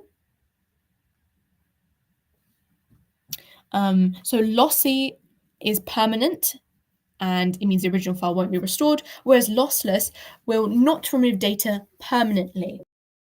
So lossy is good for images where you can't really notice a difference in quality, whereas lossless is not. Lossless is preferable for things like Word documents, because if you did lossy, imagine missing words on a document. That would just be really odd and obviously quite noticeable. So it depends on the data type.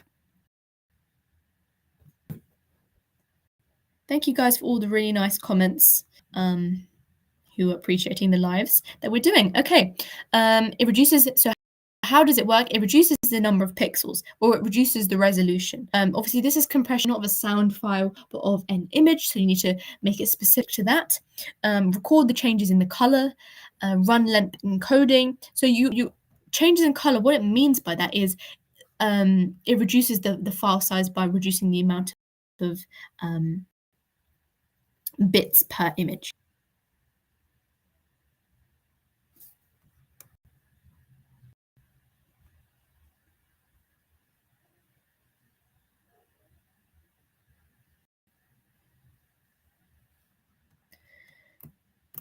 Yeah, some of the chat comments are creepy. I'm talking about some people I can see their little appreciation, so I just want to make them know that let them know that I see that. I know some of the chats is a bit creepy. Where do you live? What's your phone number? What's your name?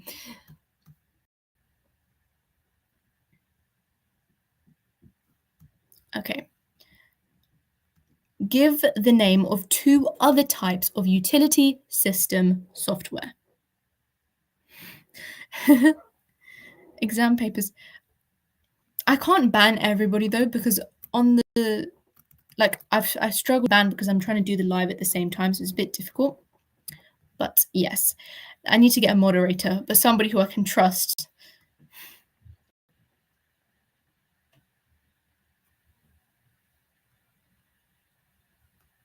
Okay, give the name of 2 other types of utility system software. So you can talk about defragmentation, encryption, backup, antivirus, firewall, anti-spyware, disk checker or cleaner, disk formatting. Some of these are a bit off spec, but yeah. Xander has a smart watch.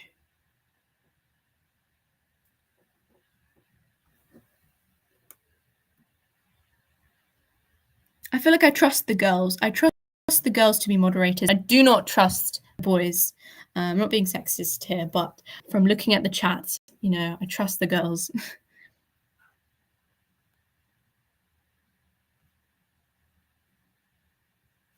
Okay, so with the smartwatch, tick 1 box to show whether the smartwatch or the laptop is an example of an embedded system. So looking at the first thing that we looked at in the last week's live. So going through this, which of these is an embedded system? Yep, those of you who are saying smartwatch, that is absolutely correct.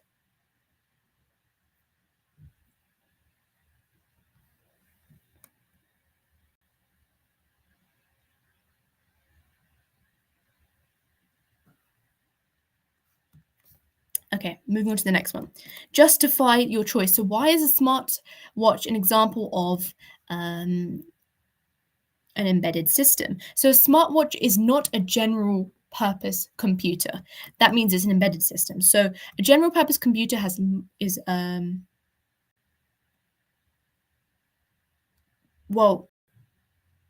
so a general purpose code. So it's not. So that means it has one limited function. But now, actually, this might not be a good question because in modern times, when you have Apple Watches, they actually do a lot of functions. So I guess this isn't really applicable nowadays.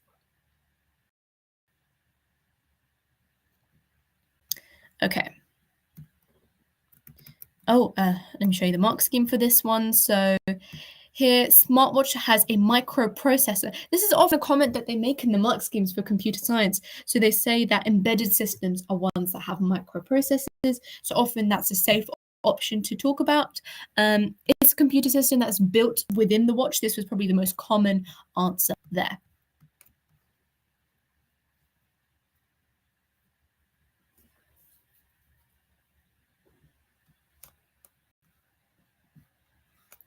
Thank you, Mariam. I feel like you do have my back. Okay, and also Abigail, I like you too. And that's the people I can see. Okay. Hamish needs his computer to be secure from unauthorized access when connected to a network. Describe the problems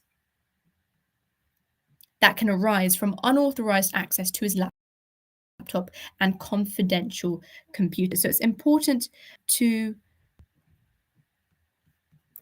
look at the mark. So this is a 3 marker. So going through the mark scheme for this. So here's a malware question. So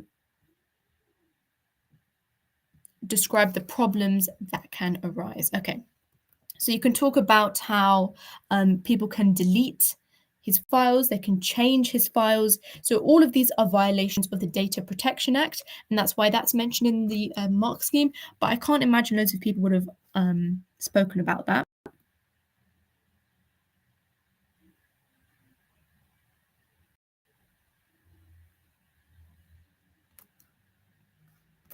On top of that, you've got stealing files, data information, copying files, keyloggers, illegal activity.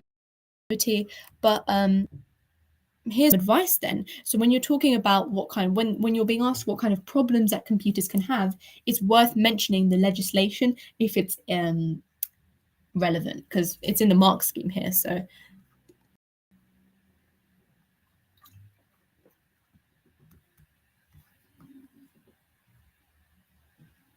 yeah, that is quite a hard question, because you can obviously make a lot of mistakes there.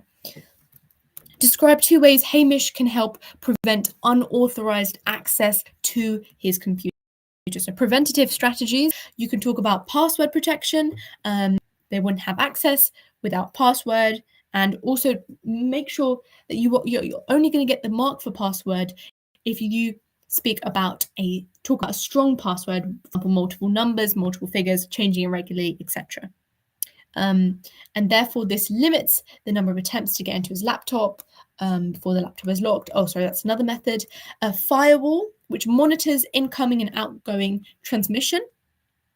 A lot of people use the word firewall but doesn't really know what it means. So it acts to monitor incoming and outgoing transmission, and it stops any unauthorized or unwanted incoming or outgoing transmission, because every time something goes through the file, it needs to be verified. So it prevents a lot of malware coming in. Okay, biometrics, that is a lesser popular answer. Do not leave the laptop logged in or unattended so that people can physically access it. And physical security. So here you can see a lot of preventative strategies are to do with the legislation. So this question was quite a trick question. They didn't really ask to name a law, but then a lot of them are linked to that. So beware that they might try and trick you in that area.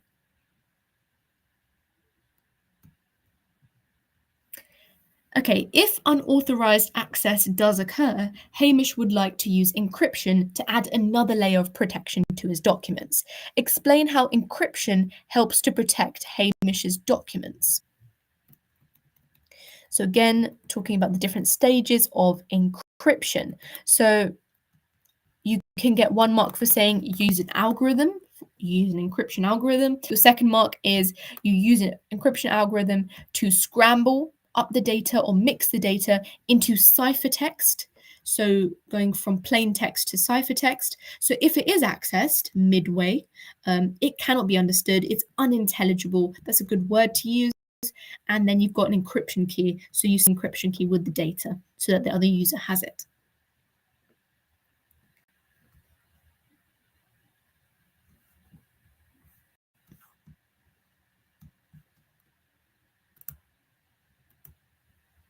Okay.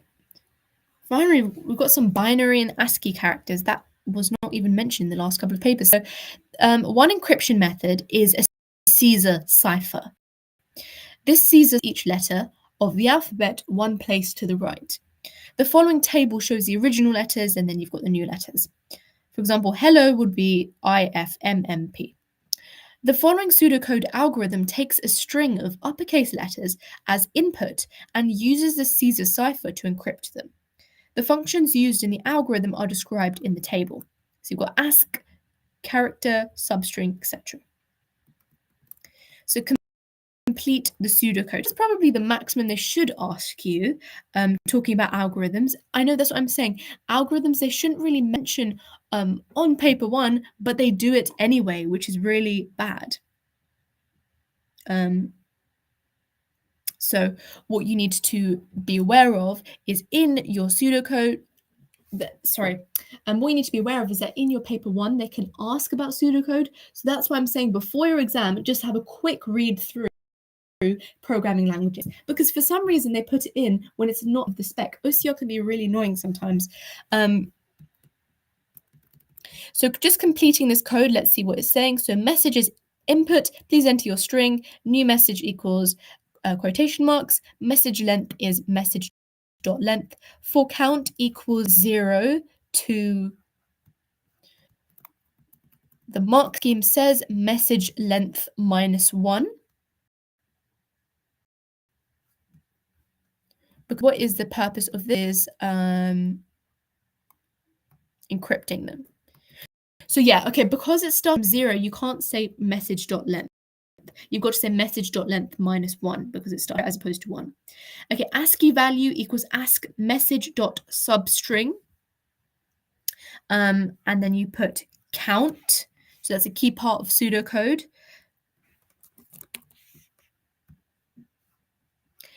ASCII value plus 1.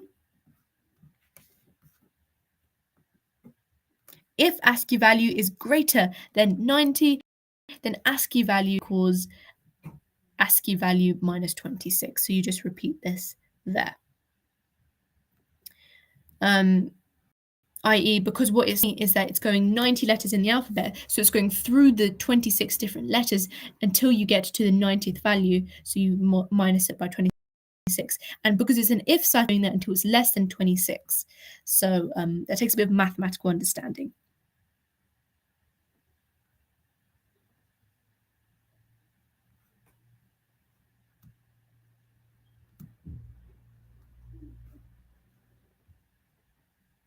How do I edit those papers online? I mean, it's just the PMT website. It's allowing me to write on them, so I would recommend using that.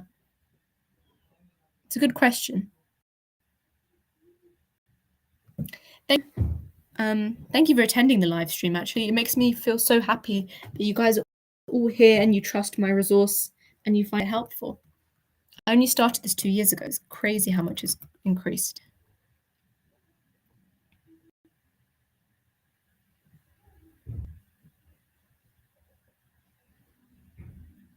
Okay.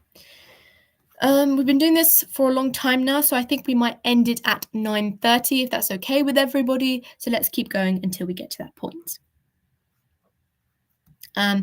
So the algorithm needs adapting. An extra line, line 12, is needed to output the encrypted message. Write line 12 to output the encrypted message in pseudocode or programming code. Okay, so looking at line 12, where is line 12? Oh, it's the next line. So line 12 is missing. You want to output the encrypted message, so you have to put an output. So this is relatively simple. You can either put one of the two here, output new message, or you can put print new message. Pseudocode is quite flexible. So typically it's supposed to be output, but you can put both.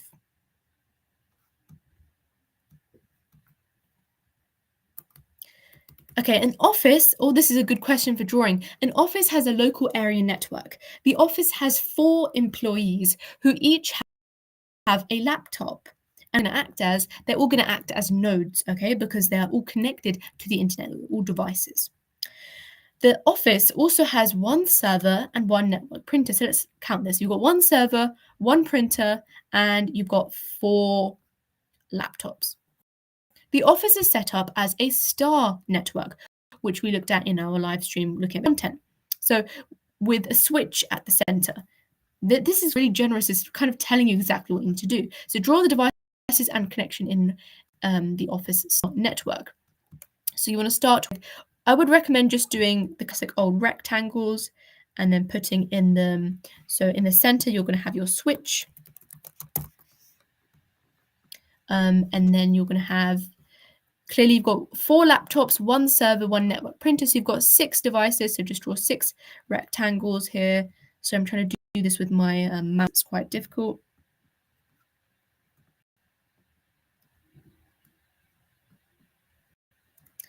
Okay, 1, 2, 3, 4, 5. Oh, did I do 7? 1, 2, 3, 4, 5, 6, 7. Yeah, I did 7. Sorry about that. Ignore 1. Okay, and then we're going to name each of them. So you've got one that's a server.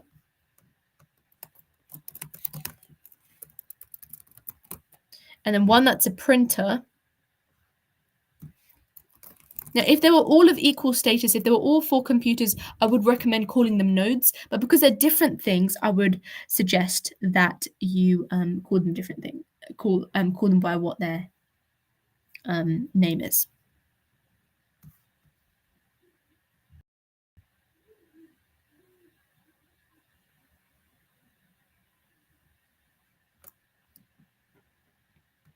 Oh, thank you for the lovely messages.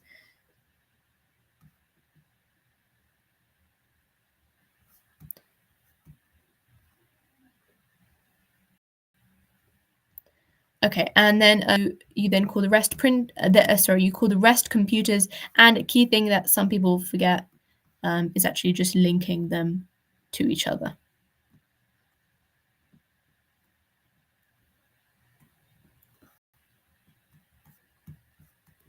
Okay, so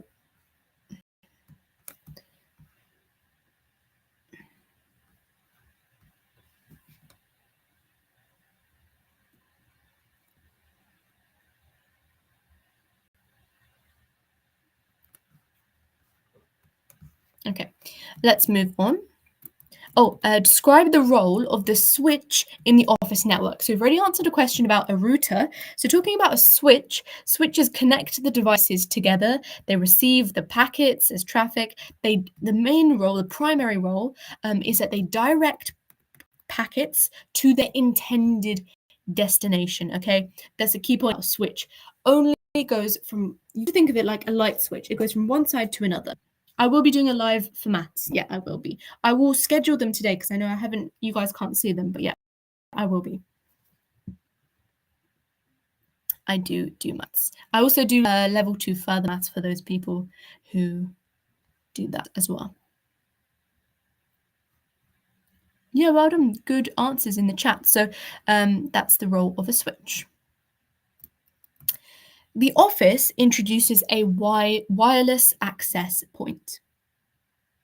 I will be doing a live for maths, as I said, and it's going to be any exam board. I actually have some really good things planned for that maths one, so watch out for that. But I know a lot of other valid YouTubers have some really good lives, so I don't want to do that for too long for maths tomorrow.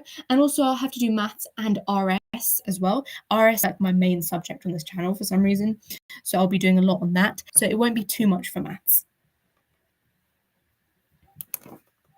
Yeah. Okay. We'll be going through some key contents. Okay. The office introduces a wireless access point to allow network access to wireless devices. The office manager has noticed that the performance of the networks has recently decreased. Describe how introducing wireless access could have slowed down the network. So what you want to talk about is, well, they're effectively asking you, why is wireless transmission slower?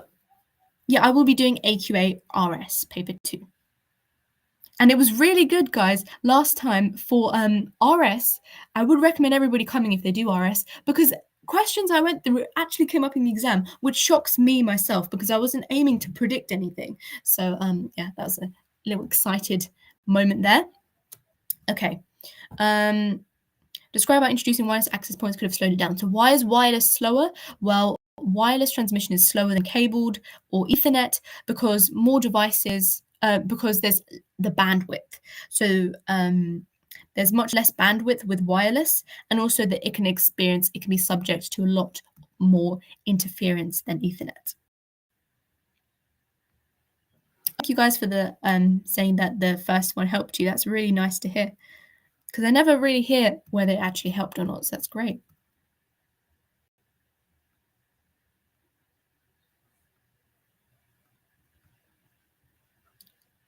Oh, Mariam, don't worry, you have another paper. Yeah, I will be doing another RS going through all the themes. Don't worry, I definitely will be doing that. Okay, we've got 14 minutes left, guys. So let's do the best we can. Make sure we do a really good revision. And yeah, I don't know if it will help for short course. I'm not too familiar with that.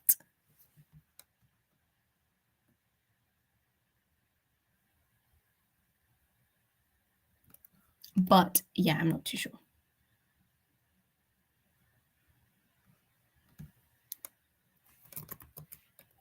Okay, and let's now work really hard for this last 10 minutes, and then we can have maybe 5 minutes of just chatting and relaxing if you want at the end. Okay.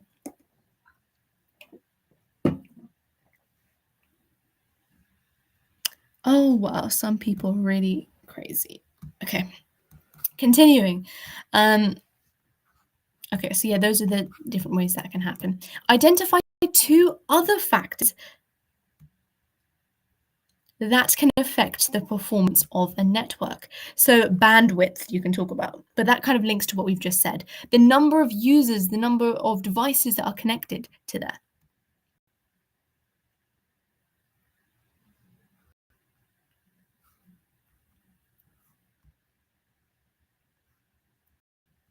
Okay.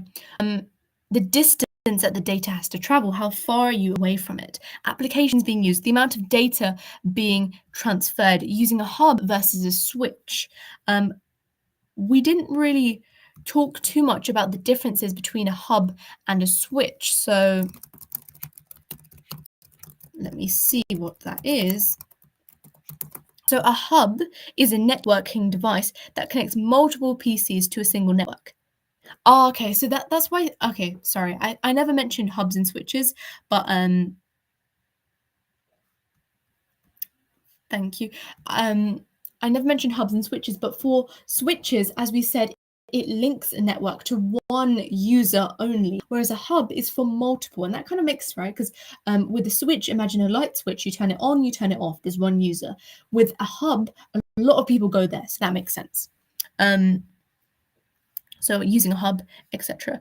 Okay, explain what is meant by a virtual network. Some of you guys were asking me this question, so I hope you explained it well, and you should be able to answer it now. So a virtual network in the Mark scheme is described as a physical network, which is interesting. I've never heard of it being phrased like that. It's a private network that runs on a public or existing network. Oh no, sorry, about virtual memory. This is a virtual network, which is slightly different. I don't know if that's on the spec now. Is it virtual networks? I don't think so.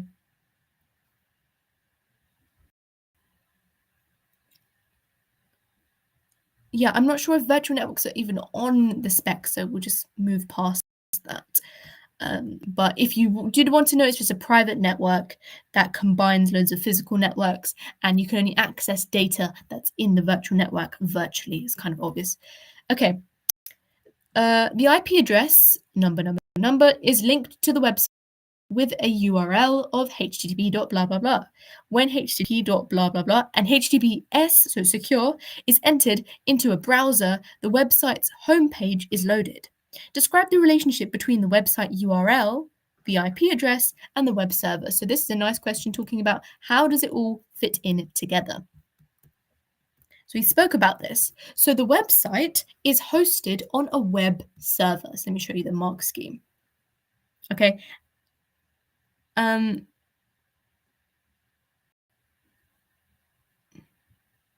Yeah, do tell me, guys, how you actually end up doing for the exam. We've got 10 minutes left, so let me just keep going and then we'll speak a bit more. So the website is hosted on a web server. How do we access this web server? Well, through a web browser. It's not actually mentioned in the mark scheme, but I'm pretty for that. Now, the browser sends the URL to the domain name system or the domain name server, as we learnt today, and the URL has a linked IP address. The domain name server or system finds that IP address, and if they cannot find it, it then requests it to a higher DNS. Now, DNS is also interesting. I'll tell you this so it's helpful for your exam, that with the DNS, you've got the issue with it is it basically stores all of the URLs in the world, but when you're searching something up on the internet, you're not going to search the URL up. If you're searching for Noel for GCSE, you're not going to search up https:// etc. You're just going to search up Noel for GCSE. And what allows you to do that is a domain name server. So you send your request there and they send you back the URL that you want. So that's how domain name systems work. And what happens is every so often domain name servers, they end up having to be a bit outdated. So what they do is they there's a couple around the world, quite a lot, and they kind of update each other. So one updates and then it kind of passes on like a disease, but in a good way.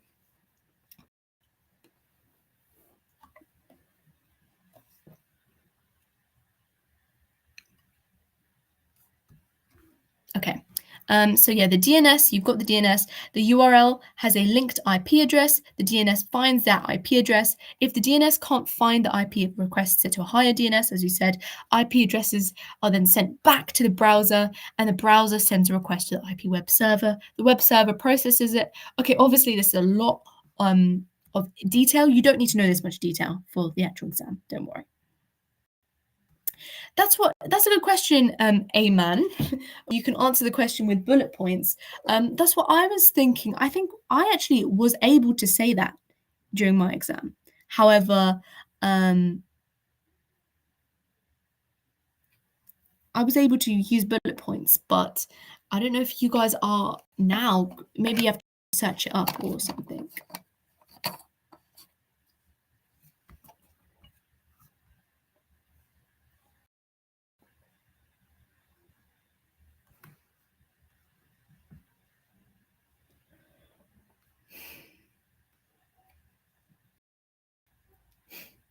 Amen. Sorry if I pronounced your name wrong. A lot of people do that to me. Okay. Describe the relationship between the URL and IP address in the web server. Okay, we spoke about that. Almost done here. Oh, okay, TCP IP.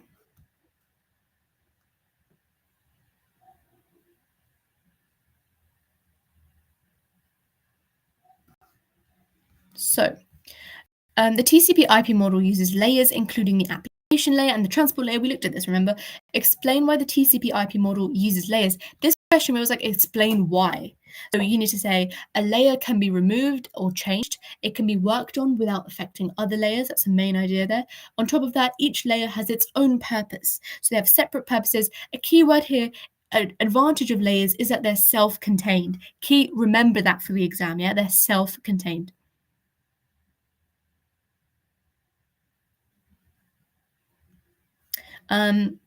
So it does not need to consider what the other layers do. It can be programmed individually. Individual protocols are each smaller and simpler to manage. Different can interface with different hardware. So those are the yeah.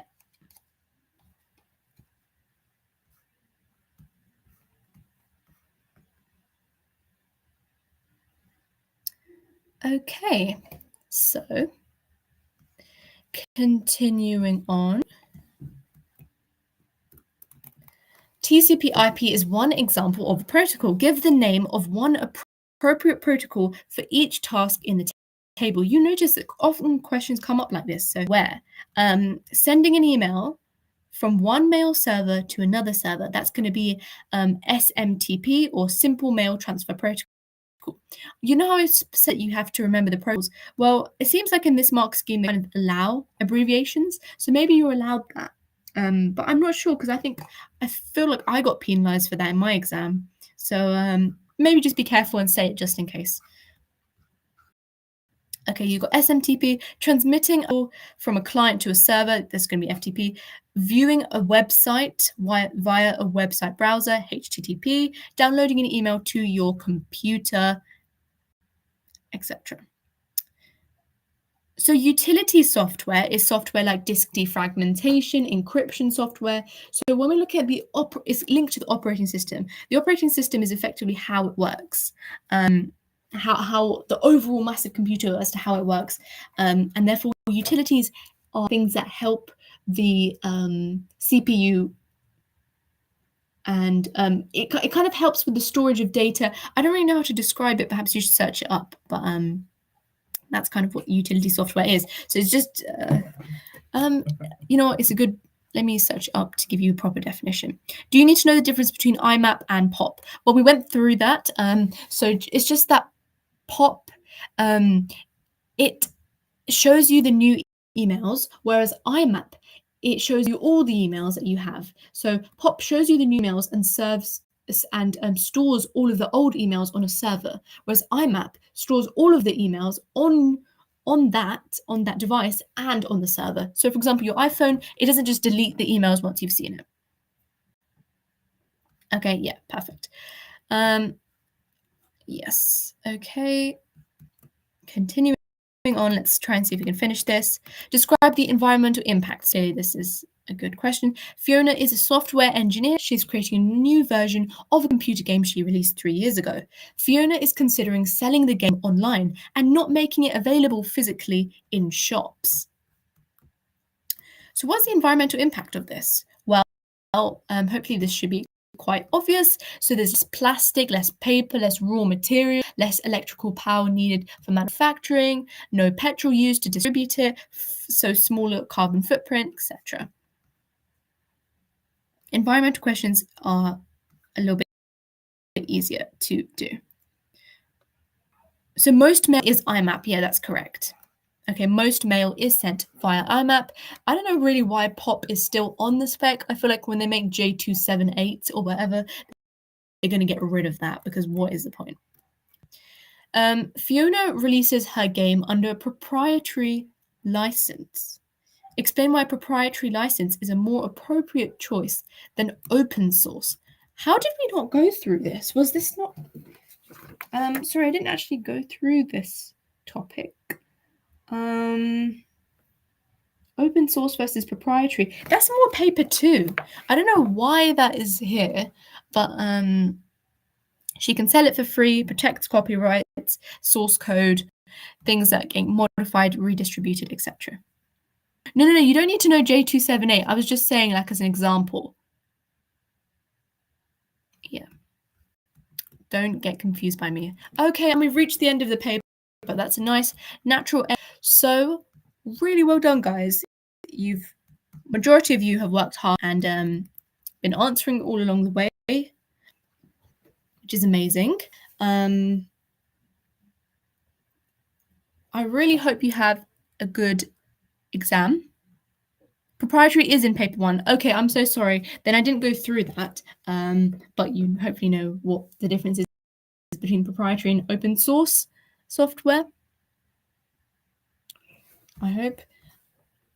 Open source is just available to all people, whereas proprietary is you have to pay for it. But yeah, there's not too many mod applications. How much sleep do you need for tomorrow? Well, honestly, before my exams, I would be quite crazy, and then I would go to sleep on time, like 6 p.m. because exam after exam would be really hard for me. So I'll go home, literally go sleep, and then wake up really early, like 2 a.m., and then just revise. But yeah, I wouldn't say stay up late. Maybe go wake up early. I mean, it's up to you how your body works best. But that's what I did. I would recommend, however, with GCSEs you can cram, but with A levels, no, you cannot really cram. It's very different. Yeah, I would go to sleep at 6 p.m. I would come home and I would go to sleep. I would eat and go to sleep. Yeah, because I could not. But yeah, I know some people pray and have different things happening. So yeah, do what's best for your cycle.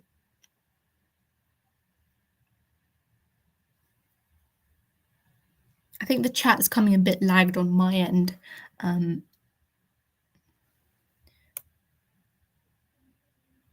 Should I stay up late to revise history or go to sleep early so I do well in computer science?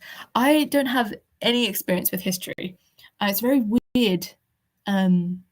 Like I don't know what you have to revise and how the revision is. If you gave me subjects I would give you like a good plan. I mean, with computer science you seem to know everything, and we've just done like 2.5 hours of revision, so hopefully that was quite helpful. Thank you to all the people saying thank you.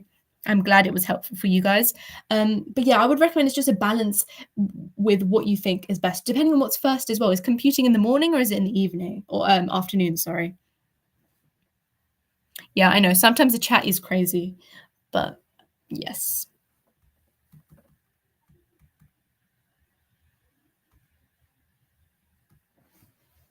When are you going to do the live for geography paper 1? It will be the night before. I'm so sorry it has to be the night before. It's just because I'm really busy. So, and I'm also, a lot of people actually attend the night before, whereas not many people attend it when it's a couple of days earlier. So, all can find it.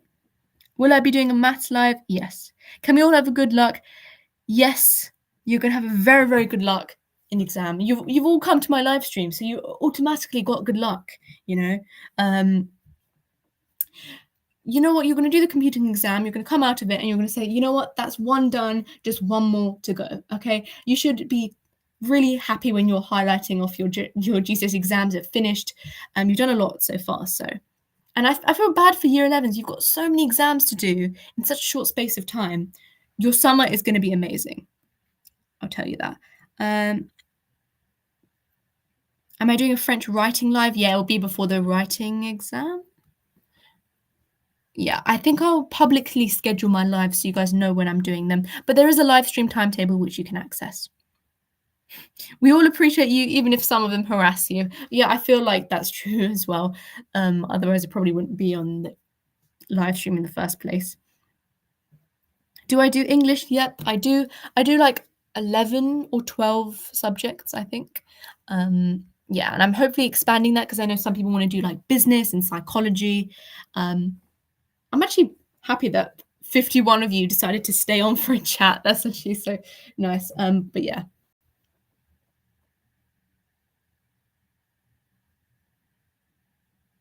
Thank you. I'm glad that you like my teaching. For the RS Live, I'm doing Islam and Christianity.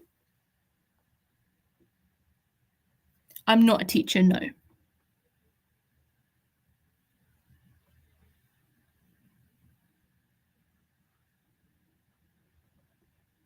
I don't do business, unfortunately, but I will next year. But I know that's not going to help you. I've also started doing A-level content. So when you guys are doing your A-levels next year or AS levels or whatever, hopefully you use the resources and stay with me because like you're the third year of people that I'm helping, or is it the second year? I'm so sorry for people who do Edexcel. I don't know why I'm always doing AQA. I need to probably do some more Edexcel resources for you guys.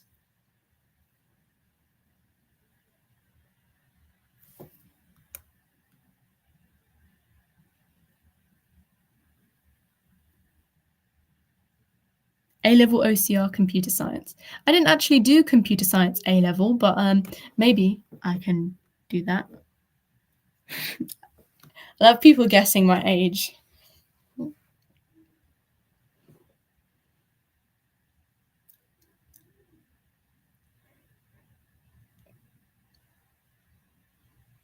Do you do maths A level?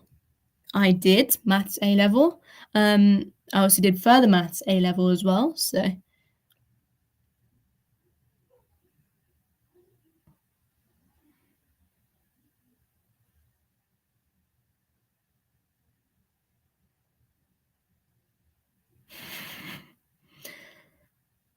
yeah, I can vouch for that. Isaac does know my mom definitely. So caught out there.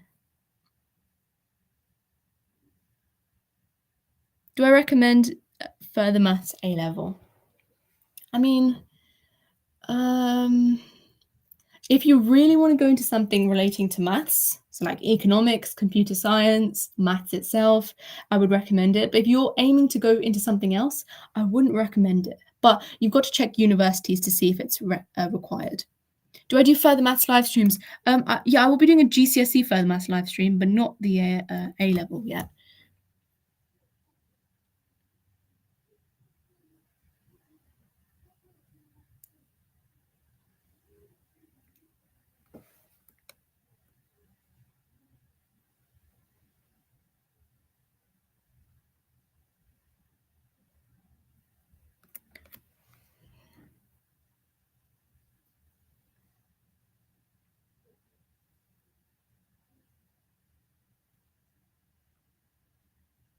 Yeah, I will go through programming in another live stream.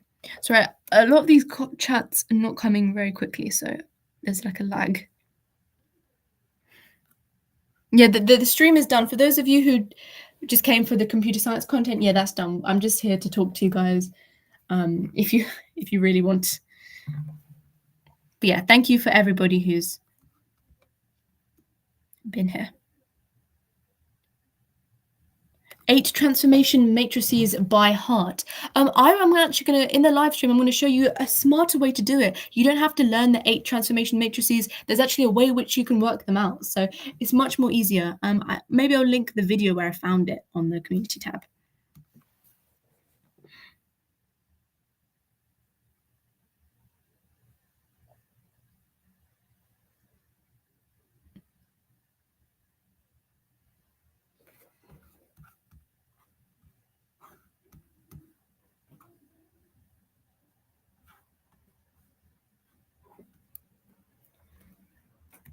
Okay. Sorry, nothing's coming up in the chat for me.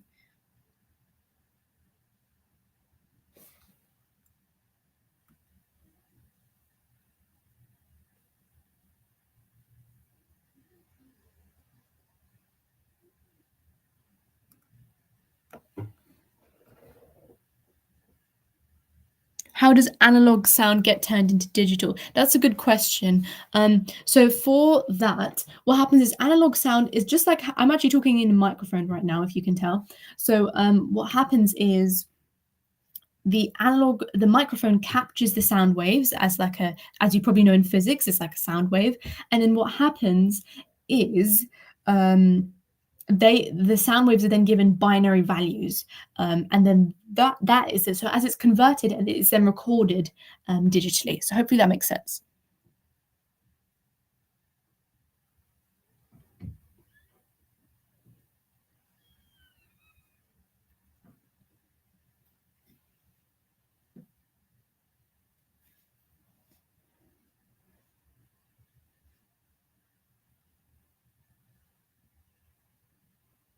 Okay, well, I will end.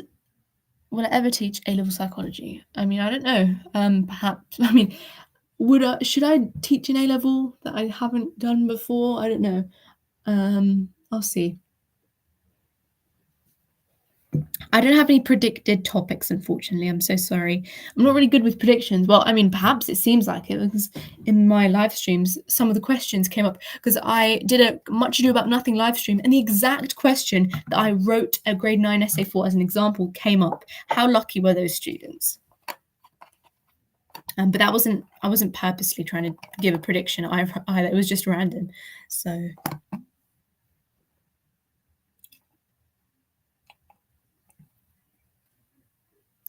Okay, I think I'll end it here. I'll give you guys poor students a break. Thank you for staying here, though. I appreciate it. You wanted to have little conversation. And I'll see you guys tomorrow. Tomorrow's a bit more busy. I've got a maths live, and then we've got RS as well. So see you guys in probably one of those. Thank you so much for coming, and I will see you soon. Tell me how it goes. Bye.